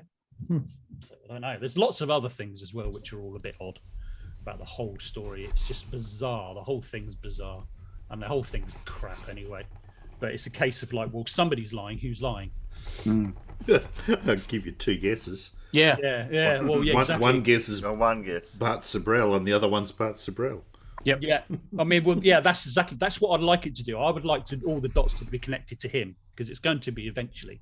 And it's basically a case of proving that. At the moment, the dots are not quite connected to him, but it stinks of him all over the place. It really does. And it's like every single day, somebody else does some more research and finds out more information, and it keeps raising more and more questions as to who this guy that died is, who his father was, you know, and who's actually involved. And by the sounds of things, it's something that Bart Sabrell started a couple of years ago as a complete hoax, and got this guy involved that was possibly dying of cancer. I think that's my theory as well. I don't know. Well, we have to prove it. So hopefully somebody will, but I don't have access to those records, and I don't know how the American system works. So I'm relying on other people to feed it in. So I'm just presenting the information. People can take whatever they want with it. But yeah, it's interesting. It's fun as well. I'm enjoying it. I really am. It's good fun. I will do another Everett, because we'll catch up on him, because he does drop these pretty quick. Only a 4-minute ones. Okay. You want to unmute first, Terry?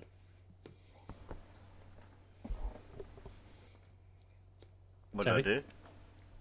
Unmute. And then could you do us another favour? Yeah, can you do us another favour? All these favours, you're going to have to owe me one day. When I do yeah, that's right. That's okay. Well, it's for everybody else as well, to be fair. Yeah. Press play. Killing me with these meltdowns you're having in my comment sections. You're not terribly important to me. Look, this is where you live, and this is where you've always lived. Nope. The Earth is flat. The sun and the moon are the same size. You know nothing. In fact, you know less than nothing. If you even knew that you knew nothing, that'd be something, but you don't. And, oh yeah, we do think that the Earth is round on the edges, like a coin. See, we have that in common. Where did you get that preposterous hypothesis? Gosh, that looks a lot like the United Nations logo.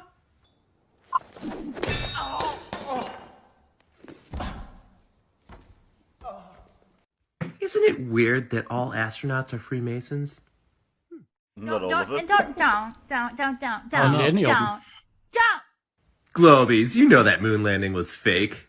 They made a phone call from the moon? Don't even. Okay, you don't know what the fuck you're talking about. You don't know what the fuck you're talking about. And have you ever noticed that any image of a star or a planet or even the Earth that shows the entirety of the Earth is complete CGI? I guess we just must have ourselves an asshole shortage, huh? And have you ever noticed that any video close to the surface of the Earth is always with a fisheye lens? That's weird. What does that do to the horizon? My God, Wendell, it's just all-out war. I can't think of any other word for it. Who are these people? How the one thing that all the countries of the world can agree upon is the penguins, and they all signed the Antarctic Treaty, and they forbid us to go there. Hey, you shut your face! If we want to hear you talk, I will shove my arm up your ass and work your mouth like a puppet. You hear me? You hear me? Isn't it weird that the one star out of millions of stars that is above the North Pole is the only star that doesn't move? Magnetic north, anyone? Get the hell out of here! I'm busy. Okay, and let's think. If the sun was moving at 448,000 miles per hour as we chased it in this elliptical orbit, do you think we'd have constellations? The same constellations that have been there since the start of time? I'm gonna put some dirt in your eye. Globies, why does a plane from Buenos Aires to Sydney have to stop in LA? It makes a lot of sense on this map, but it's thousands of miles out of the way on your globe. It's rubbish! Attention-seeking rubbish! Globies, what's the mathematical probability that the sun and the moon are the same visual size and can perfectly eclipse? Is it possible for you to shut the fuck up for 10 seconds? And what's with all these laser tests that are done over 50 miles of resting water that show no curvature when there should be miles of curvature? Whoa, that one's rough. I wouldn't wish that on a broke dick dog. Dick dog. All this flat earth stuff seems to match the Bible. Whoa. Bible. This quit being funny 2 hours ago! Yay, Archer! Where are the stars in NASA footage? Why don't the planets have phases? They almost seem like lights themselves. Well, golly gee, outer space doesn't even Venus exist. does have phases. You never Yeah. were very They do have smart. phases. Globies, I know all this stuff because I was once a globie. Sayonara, buttface!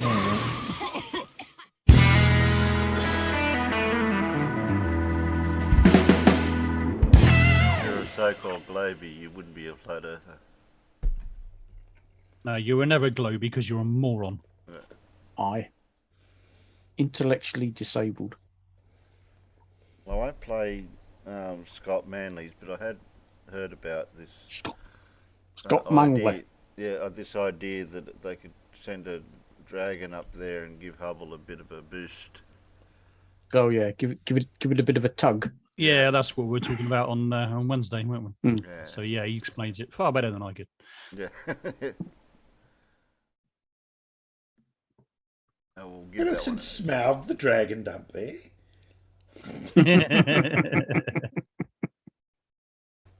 What do you Yeah, say just was told them there's some that gold. one? I reckon this one will be interesting from Anton. Leftovers, the first ever stars created may have been found around a black hole. I thought that one might be interesting.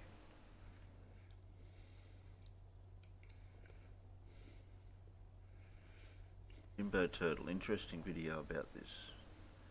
What have you been conversing with Thor about out there, Timbo? I don't know. I was completely distracted. When you said when you look at a globe and you find a big reddish continent near Antarctica, you put that on top and you have it. Oh, so And yeah, then- someone said, "How do you find the sphere?" Yeah, that's what I said. Yeah. Top of the sphere. Terry. It's that big. Hang on, I'm nearly there. Yep, I'm here now. All right, okay. Now- Would you be so kind, dear chaps, to press play? Okay, I can do that for you. I can't do an accent like that. We discussed a pretty intriguing discovery coming from an extremely distant galaxy out there, one of the most distant Galaxy far, quasars far away. discovered to date. Yeah. But before I talk about the actual discovery, I wanted to present what the actual mystery here is. The mystery is actually in regards to the formation of stars. Because when it comes to the star formation and the types of stars in the universe, the scientists today generally divide them into 3 different categories: population 1, 2, and 3 stars. With population 1 and 2 stars being all of the stars we've discovered to date. For example, our Sun is what's known as a population 1 star, which by the way is not a particularly good name for this type of a star, but in a nutshell it just means that it's a really young star that's generally filled with a lot of different materials, a lot of different elements that are not just hydrogen and helium. These are metal-enriched stars, a result of generations of different supernova producing huge amounts of materials over and over, and enriching all of these stars with all of these elements. So for example, inside our own Sun, at least 1% of stuff is not hydrogen and not helium, with all this a result of possibly up to about 50 different supernova happening in the last 13 billion years. Then we have population 2 stars, which are not as enriched in various elements and are believed to be either generation 2 stars or basically stars like this one right here, extremely low in metallicity, and stars that are generally believed to have been created by maybe just a few supernova, possibly even just one supernova, mostly containing hydrogen, helium, lithium, and just a little bit of carbon, oxygen, and several other elements. And some of the oldest stars we've discovered so far including stars that are 12 or 13 billion years old, have all been population 2 stars, including some of their more iconic stars such as the Methuselah star, that we actually discussed, I guess, less than a year ago, because its official age has been redetermined. But the point here is that all of these ancient stars are still believed to have been created from the initial supernova from some of the earliest stars that existed in the universe. The first stars ever. And that's where the mystery begins. These are known as the population 3 stars, with once again the name itself being kind of confusing and not particularly useful, but the name here implying that these are stars that were created from the initial matter.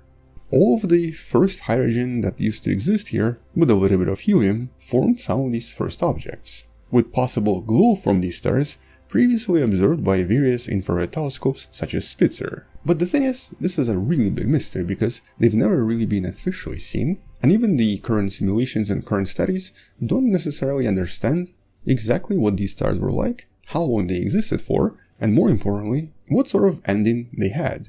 They most likely exploded, producing huge and powerful emissions and very powerful supernova, but it's not even clear what type of supernova they resulted in.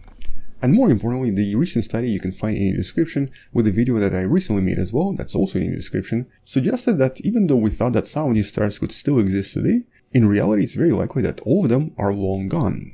And it's also quite possible that most of these stars only existed for the period of maybe a few million years, less than 5 million on average.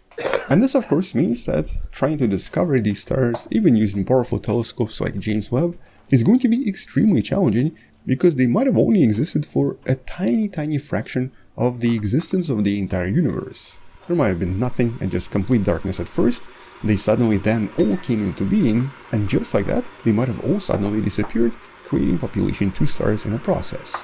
At least that's what the scientists currently think, based on, I guess, all of the evidence. And in this case, it's really the lack of evidence and the lack of actual detection of these stars that kind of suggests that maybe this is exactly what happens. But extremely recently, a study came out that might have accidentally discovered some of the signs of the existence of these stars by using an intriguing method, observing one of the most distant and one of the most powerful and also most intriguing objects out there.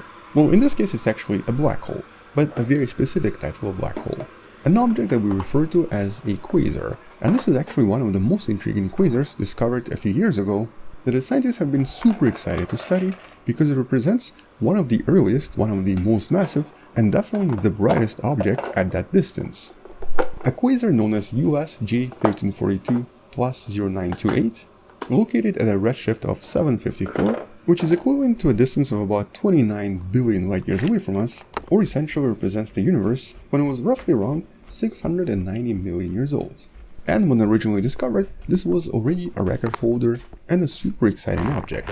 It was 800 million masses of the sun, it was also extremely bright, visible in a lot of different frequencies, and was already difficult to explain because of its unusually high mass and extremely high luminosity. But since then the scientists discovered something even more distant and even more massive, and we've discussed this just over a year ago. The video should be somewhere in the description. Nevertheless, this was still an exciting object because it was producing a lot of very intriguing emissions. And more importantly, it was producing emissions where the scientists were able to start figuring out what sort of materials were falling into this black hole and what sort of environment was formed around the black hole as well, allowing the scientists to start to determine the exact elemental composition of the nearby region. And that's of course really important because a lot of this material isn't just empty gas, usually it's also leftovers from various supernova, from various explosions, and of course from various stars that maybe came a little bit too close to the black hole and became absorbed in the process.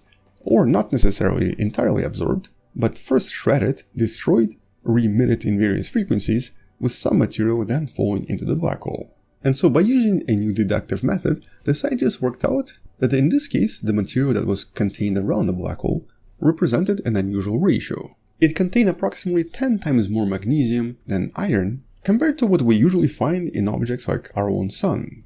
And this unusual low magnesium to iron ratio implied that all of this was produced in a very specific type of a supernova that's actually never been seen before, but is theoretically believed to exist because of the way that we believe matter interacts. Today this is known as the pair instability supernova, and it's something the scientists believe happens to stars that are just extremely massive. Specifically, when stars reach masses between 150 to 250 solar masses, their photons in the center, because of the extreme pressure and because of the quantum effects, start to convert from photons into electrons and positrons. With all of this removing the overall pressure on the inside, the radiation pressure that keeps the star from collapsing, and all of this also becoming a kind of a chain reaction. More pressure, more electrons and positrons, less pressure to maintain the structure of the star, and a higher chance for the collapse. And at some point it just can't take it anymore, explodes, and most likely dissipates across the universe, across the galaxy. But that process itself is believed to leave nothing behind, unlike other supernova. No neutron star, no black hole, nothing. With the material directly converting hydrogen and helium into much heavier elements, which then spread across the universe. But in this case, they also produce specific ratio of elements with a very specific chemical signature. The signature the scientists believe they detected in this study, with all of the leftover material then being absorbed by the quasar, and the signal emitted for billions of years. And according to the scientists from the study, at the moment this seems to be the clearest evidence we have for the signs of the previous existence of these population 3 stars, but in this case based on the already rare and never seen before pair instability supernova, probably from a star that was about 300 solar masses at least. And because the emissions from this quasar are also enriched in a lot of other elements believed to be produced by these types of supernova, at the moment this is a pretty strong evidence. Although naturally there's maybe one potential explanation that does not involve population 3 stars. This could have been an extremely massive star that was absorbed by the quasar that was actually not population 3 star, just a regular population 2 star, possibly similar to what we kind of find today in extremely powerful and also extremely energetic regions with a lot of very massive stars, such as the nearby Tarantula Nebula in the Large Magellanic Cloud. Here there are stars that are hundreds of solar masses, and they're also believed to one day possibly go pair instability supernova as well. But none of them are population 3 stars, and so there's still a slight chance that what the scientists discovered here could be just a regular younger star that exploded in the vicinity of this particular supermassive black hole.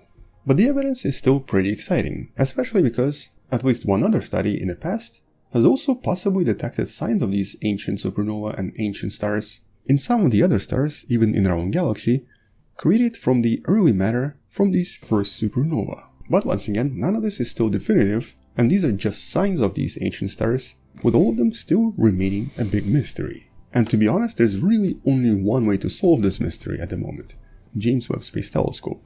Its main purpose is to try to find these stars, to try to discover their signs or potentially signs of these ancient supernova, or to try to find the time period in the universe when they most likely, most of them, existed. Right now, it's still not clear. It's still unknown and it's still a huge mystery, but hopefully in the next 5 to maybe 10 years, we might be finally able to actually see them, or at least see the effects from their emissions, and thus answer the question of how exactly the universe evolved in the first 100 million years, and what exactly caused the universe to change from relatively neutral to what we now refer to as ionized, while also helping us explain another mystery in the process. How exactly did some of these really massive black holes form so early in the universe? And this one right here is 800 million solar masses. It should not be possible for it to exist so early on. And so if this was a combination of various population 3 stars just combining into a large object, forming a black hole in a process, that would maybe explain it. But all of this right now is a huge speculation, a huge mystery, and something that James Webb is specifically built for to try to answer. But until it does, we're not going to know much more. Interesting study, interesting idea, interesting detection and interesting speculation, but still not really definitive proof yet. Maybe in the future, but definitely not yet. We'll definitely be coming back and talking more about this. And until then, thank you for watching, subscribe, maybe share this with someone who loves learning about space and sciences, come back tomorrow to learn something else, and maybe support this channel on Patreon by joining channel membership or by buying the Wonderful Person t-shirt you can find in the description. Stay wonderful, I'll see you tomorrow, and as always, bye bye. Bye bye. Bye bye. So, all that, and it's down to the James Webb again. Yeah, I know. I heard that bit at the end. Okay. Yep, back to the James Webb. There we go. Back to the James Webb. Yeah. And isn't that going to be something that we're going to be looking at for generations to come? Looking out into space and wondering. Yes. What Yeah. did this and how did it do that and when did it do yes. it? And How did it do it? Yeah, because we're looking at things that we're never ever going to get to go and see ourselves. Yeah. They're just too far away. Yeah, but were you there? Yeah, did you see it yourself? Did you? No? Yeah, that always makes me chuckle when flat earthers say that. Oh, did you do it? What? Well, what have you done then? Yeah, Except were to you say, there? nuh-uh. Were you there? Did you do it? Yeah, were you there? Ether? Oh, you've got some evidence of ether then, other than just saying, oh, it's the ether. Or it's electro. No, I'm not going to...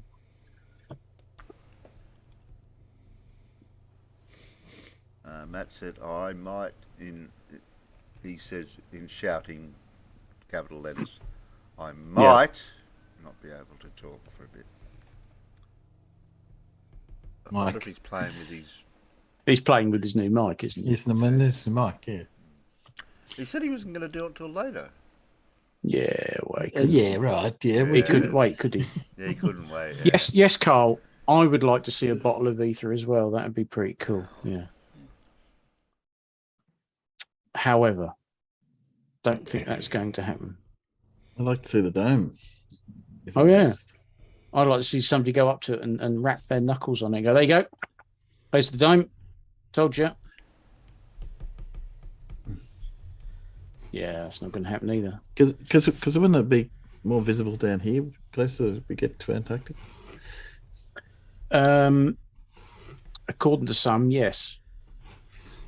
However, it is, of course, yet another point that none of them can all agree on. Yeah, is it physical or not even? Well, I had some stupid statement, but I think he was just mucking they're all about. stupid statements, so which one are you picking? Yeah. Yeah. No, I asked him about the, what I think it was celestial sphere. And they basically said, could be anything, whatever. He's not here to say it, but he can type it. You can type it. He typed it. Go on. Did. But he did it to everyone. He didn't just tag me. No, well, Yeah. Everybody gets to see it then, don't they? Go on. I'll say it for him, Terry. Yeah, but you got to say it in a British accent. I can't do that. I was looking forward to that. I'd have to change my. I'd have to de-evolve. I'd have to de-evolve. Yeah, I'll tell you what, Tim. De-evolve. Yeah, that's it. Timbo, don't worry about it. I've got you covered. Terry. Thanks for that. Yes, Terry. Farmer. Let's pretend to be Matt. Could you be so kind as to press play, please, Terry? Yes, I can do that for you, Matt. I mean, Farmer.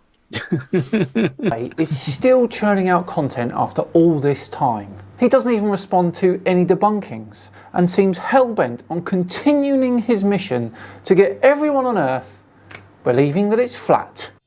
Not a chance.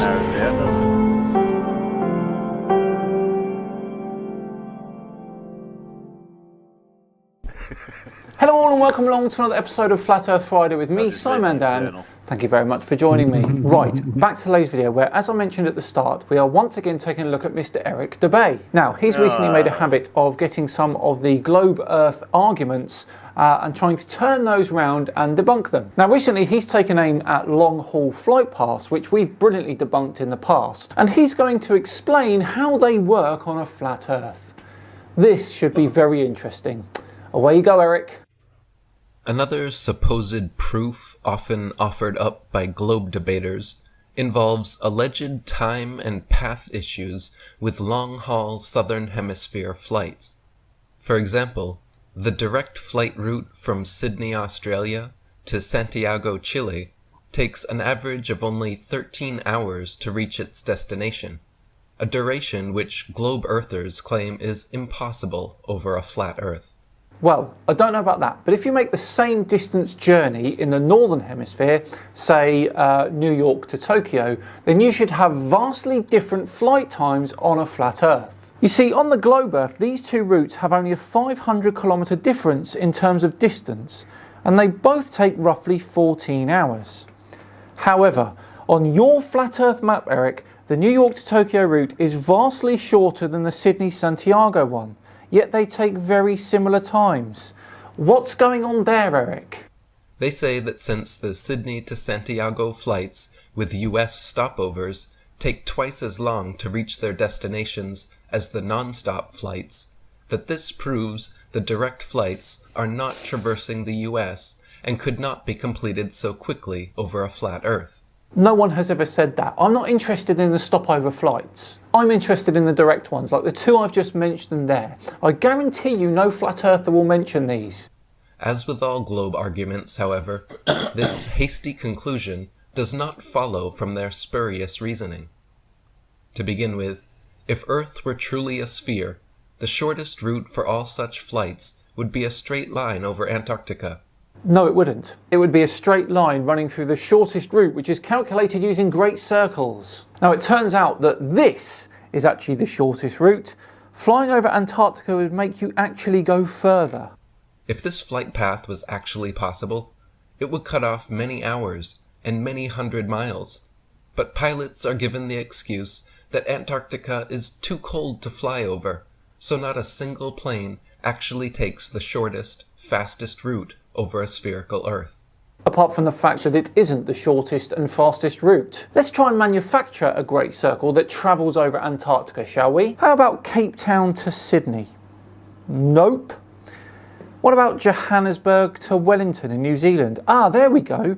Now, does this direct flight exist? Unfortunately not. You need to have a stop and you fly to Sydney first for this one because the flight is operated by Qantas. It would make no commercial sense to go straight to New Zealand if you were Qantas. The point is there are very few direct flights that need to fly over Antarctica.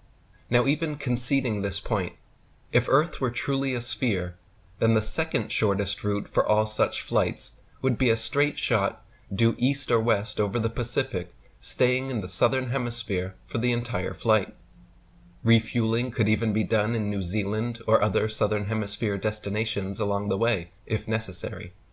In reality, however, 99% of Santiago to Sydney and other long-haul southern hemisphere flights admittedly cross the equator twice, going high into the northern hemisphere, making stopovers at LAX and other North American airports before continuing back down to the southern hemisphere.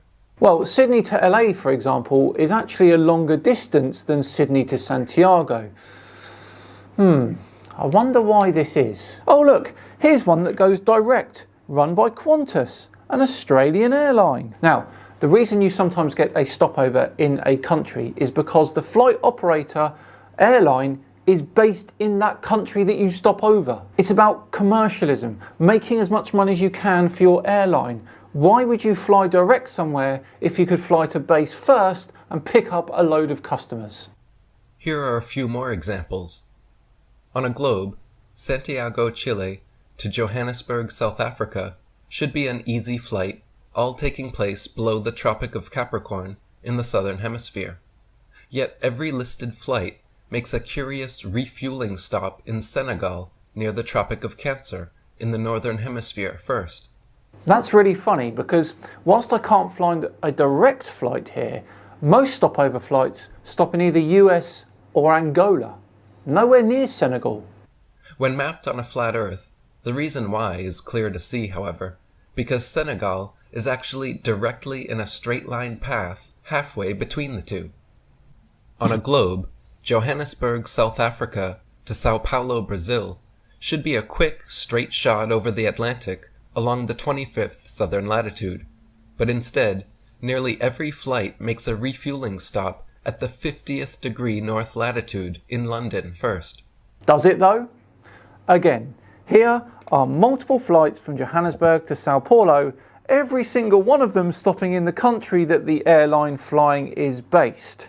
On a globe, Johannesburg, South Africa to Perth, Australia should be a straight shot over the Indian Ocean with convenient refueling possibilities on Mauritius or Madagascar. But in actual practice, most Johannesburg to Perth flights curiously stop over in either Dubai, Hong Kong, or Malaysia. Our survey said... Wrong again. Qantas flight, direct. On a globe, Cape Town, South Africa to Buenos Aires, Argentina should be a straight shot over the Atlantic, following the same line of latitude across. But instead, every flight goes to connecting locations in the northern hemisphere first. And you can pretty much guarantee that they're to the countries where the airline is based, stopping over anywhere from London to Turkey to Dubai. Such ridiculously wayward detours as these make no sense on the globe, but make perfect sense and form nearly straight lines when shown on a flat Earth map. As for the Sydney to Santiago direct flight, data from Google Flights cites an average duration of 13 hours and 22 minutes, with data from Google Earth citing a total distance between the two of 7,063 miles. Dividing 7,063 miles by 13.3 hours gives a necessary average flight speed of 531 miles per hour, which according to Google Search is just below the 540 mile per hour average flight speed of commercial airliners. And I have no problem with this, but you've got a problem as soon as we start talking about those flights that take roughly the same time, like the New York to Tokyo one that I mentioned earlier, which, let's remember, on a flat Earth are much closer together than Santiago and Sydney. But let me guess, the pilots are in on it and they're deliberately flying slowly. In other words, not only are such flights easily possible over a flat Earth, but they also take exactly the amount of time expected. Some globe debaters will acknowledge this fact, but rebut with the claim that non-stop Sydney to Santiago flights follow a great circle route over the Pacific, remaining in the southern hemisphere the entire time, therefore increasing the necessary flight distance, speed, and duration. Well, no, because the direct route will be the shortest one. With regards to this claim, firstly, it has yet to be proven that these flights even exist, since no unedited video footage exists online, and every time flat earthers have attempted to book the non-stop flight, it fails to go through, gets cancelled and refunded days before departure, or changes to a non-direct flight. I 100% do not believe that from Eric. Every time. So what? Once? Secondly, if they do exist, it is yet to be proven that these flights follow such a path, because again, there is no unedited video footage, flight trackers cut out over the oceans. No, they don't. No, they don't. Here is flight BSC 384, Brussels to Miami, smack bang in the middle of the Atlantic. And it is highly unlikely, considering 99% of other long-haul Southern Hemisphere flights take radical northern detours. Even conceding all of the above, however, there is still no reason that such flights would be impossible over a flat Earth.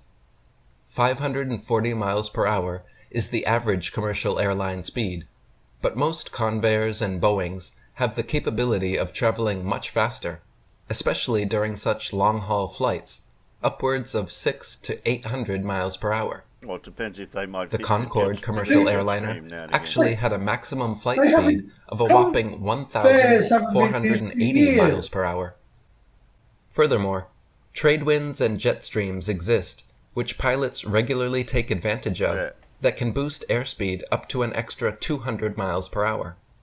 Therefore, even if such a flight exists, and travels non-stop the exact route globe debaters claim, by simply speeding up and taking advantage of trade winds and jet streams, planes would still be perfectly able to reach their destination on time over a flat Earth. And you know what? I may not be able to argue that, but there is no doubt that flat earthers have problems when it comes to long-haul flights, especially when you compare flights in different hemispheres. Once you start to address that, maybe we'll take you semi-seriously. Well, there we go. That's the end of another fine edition of Flat Earth Friday. Thank you so much for watching. We are done and dusted for another Flat Earth Friday video. It really is appreciated to have you watching. If you enjoyed it, please do hit the subscribe button. We're on our way to 500,000 now. And of course, if you really enjoyed it, hit that like button too. I've been Simon Dan. Have yourself a great day, and I'll see you on Tuesday, where we're going to have another look at Owen Benjamin. And he's still banging on about the moon. See you then. God, not Owen. You really have got a lie to do, babe. Well, it looks like that's going to be the next phase of flat Earth debunking is the southern hemisphere. Do you know, I've just opened up.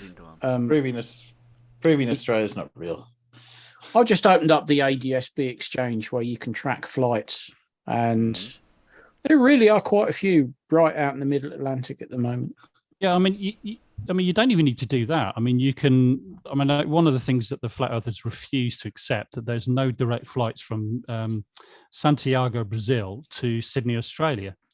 But there is. You just need to go on any of the main, flight booking software, click on direct.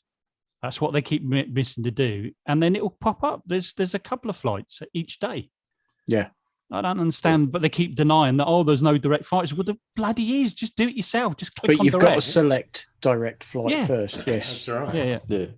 There are also direct ones from Sydney to Johannesburg. Yeah, that as well. Yep.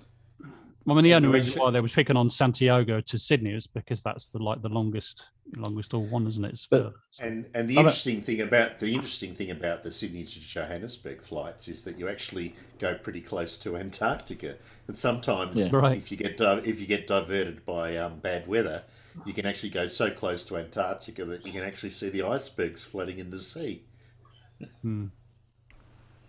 I still reckon I should just come here and drive from Perth to Sydney. It's meant to be twice as long. Yeah, I mean, it should be. I'm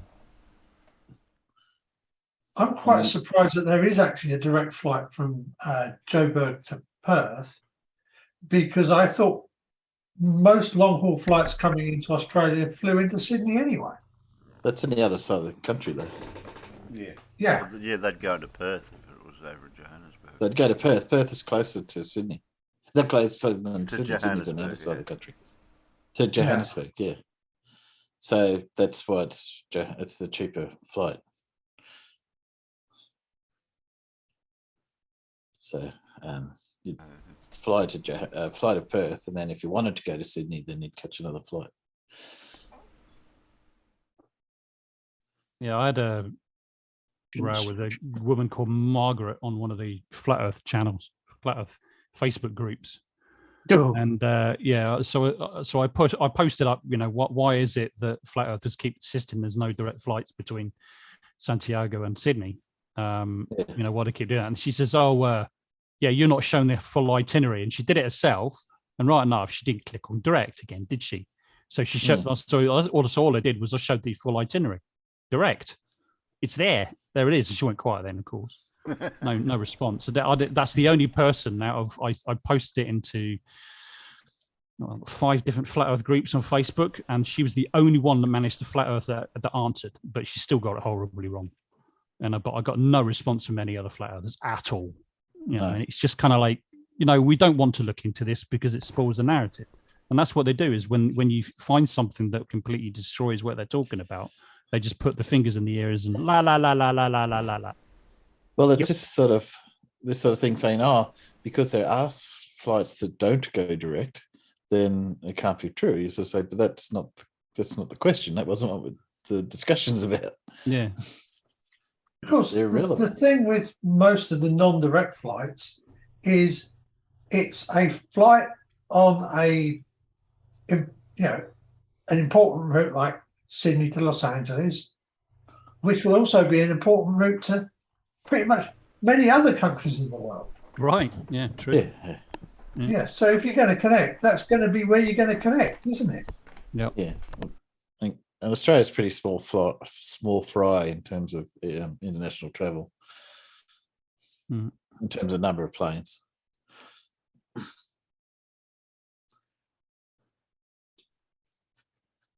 But that's one of the reasons why I get a bit insistent when I go with people like Jose's, and I keep asking the same question over and over and again when you don't get an answer.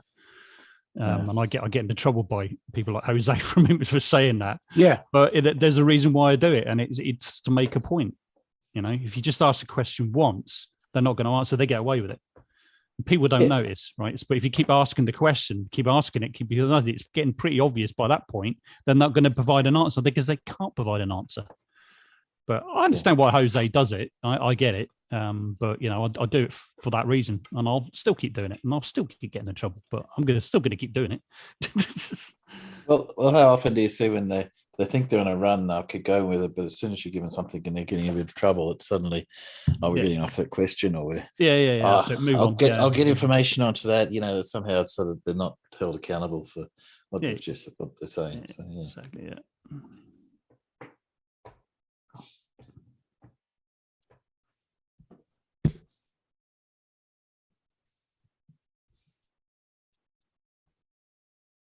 Yeah, so it's a case of either answer the question or retract what you said, one or the other. Yeah, well, they don't do that, do they? They've got their tactics. It's like that Whitsett versus Brian, complete attacking the globe model, but where's your model for us to check on? Yeah. There's all these possible flaws, there's inaccuracy. Oh, maybe that your instruments are out by blah, blah, blah, blah, blah. Well, what are we checking for you? How do we? It's all scientifically proven. Well, it should be easy for you to show whether this is proven. Well, I mean, the first thinks somehow that the burden of proof is on the globe. Well, no, it's not. The globe's not making, nobody on the globe side is making any claims. It is what it is. It's up to you. If you're saying they're not true, then the burden's of proof on you to prove it. It's like in a court of law. You're innocent till proven guilty. The burden of proof is on the prosecution to bear witness and also to provide evidence that that they're guilty. Yeah, the globe is not guilty of anything. So therefore, they make a claim, but even if they make a claim against, you say, like Bitsudu says, the scientific proof of the experiments fail. Well, where's your proof? What's your citation? It's just they claim that the Earth isn't a globe. I mean, that is a claim. Yeah. Where's your evidence for that? Yeah. Like my Holden, it's like saying my Holden isn't a Ford. Then of course you're going to turn around and say, well, okay, go on then, prove it. Yeah. Oh, no, it's up to you to prove that your Ford is a Ford. What? Come again? Your Holden is a Holden, rather. Sorry, I should say. It really annoys them when they say, where's your proof of curvature? And I said, well, I accept the rockets are real and that we're seeing pictures from space. Well, then they're going to say, "I'll prove the rockets are real." Yeah, I don't have to. Went to I said, I accept it. Yeah, proof space is real. And I mean, you see something disappear over the horizon. You go over and see at that point, and then, funnily enough, that thing's still there, or it's moved on. And I can get me P900 out, and I can zoom it back in. Yeah, you can't though. Go to Melbourne and try and find Tasmania, with a big P900 9000. No luck. Anyway, got anything else, Terry? No, that's about it. You said goodbye. You said goodbye with your mic. Yeah, I've got some couple of things to sort out. Okay. I got something before we close down. Sorry, very quickly. Yeah. Is I was on Creaky's site, and he's trying to just screech himself up to 69,000 subscribers. So if anyone who hasn't subscribed to his channel and to go over and give him a sub would be good. It's quite funny. Yes, he's a good lad. Mm-hmm. I only need one more, and I've got 540. I'll just make another account. Hang on a sec. Anyone out there that's not subbed to me, I'll get one more sub. I've got 540.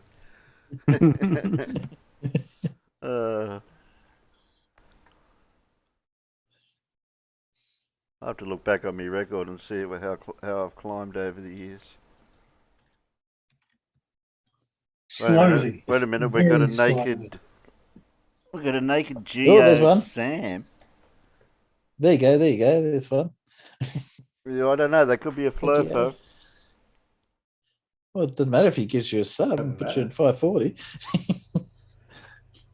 Okay. Any sub's a good sub. I better give him a spanner then. Well, it depends if they're American or Australian. It's got. It could be a shifter. Just No, woke that's up. a spanner. It's definitely a spanner, isn't it? Just woke up. Voices. Just work up. Just woke up. You mean yeah? Work up. Hook Sam up. There we go. Hook Sam up. Just work up. Okay. Give him a spanner. Hook Sam up. Yeah, I did, Brian. All right. That's your show. Hope you've enjoyed everything. The quiz, the chat. Well done, Terry. Yes. Who do we have out there? Dart, Brian, the new Geo Sam, Timbo Turtle, Brian, Dart, Carl, Scott, Alan, Broomfondle, Dora. Who else do we have? Demon Orb. Somebody by the name of Terry Davies. No, I don't think I've seen him out there today. No, haven't you? Oh, I can see He him. might have been out there. No, because I've seen him. Yeah. Yeah, he's there. It says something about later, everyone. Thanks for watching. He's got a spanner. That's the main thing. Yeah, well, I hope he's subbed. T to G, Facty, Truth Nerds. Did I say Dart?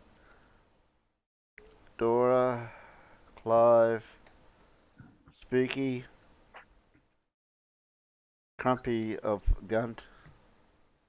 I'll make Say sure Spooky. I say that right. You mentioned Spooky or not? Cursed with high IQ. Judy. Did Dora, didn't you? Yeah, I think. Yeah. Can I go any further? Yeah, Terry did Dora. Stew. That's what she said. Beg your pardon? Nothing. Just say a word. Don't know what you're talking about. Yeah, I mentioned Dora. Yeah. Yeah, you did Dora. I mean, you said Dora. Yeah. Yeah, I you know what said mean. Dora. RT96. Yeah, that's all I can find. You did Professor Phil? Professor Yeah, Phil? I can't go any further back, so. Professor Yeah, he Phil was there Professor Phil was there a couple hours ago. And TT Guy was here earlier on the stream and on the TT panel. Guy was in the stream, yeah. Yeah. That's everyone. And Blue's gone off to reassemble his Cavendish. So. All right. We'll get to Because it hear fell about apart? that later. Yeah. Oh, because they moved it, didn't they? Yeah, it's in the university. Yeah, back into the. Packed it away. Yeah, because they were refurbishing, but they said that Yeah. place must be all done up again now. Yeah. So just like an IKEA Did furniture you set, you've got to put it back together. Did you tell Bev about it this time? That was a whole issue last time. Yes. All right. Okay then. Thanks, Alan. Thanks, Timbo. Thanks, Mark guys. Oliphant. Thanks, Matt. Yep. M2M. Welcome. Thanks, Farmers Boy. Night Peanuts, Night Panel. And Night Peanuts. And No. have we Night got any Peanuts. parting words of wisdom or Yeah. anecdotes I have. If you're in for a thunderstorm, strap yourself in, because if everything's electrostatic, you're in trouble. And if it's on the internet, it must be true, right?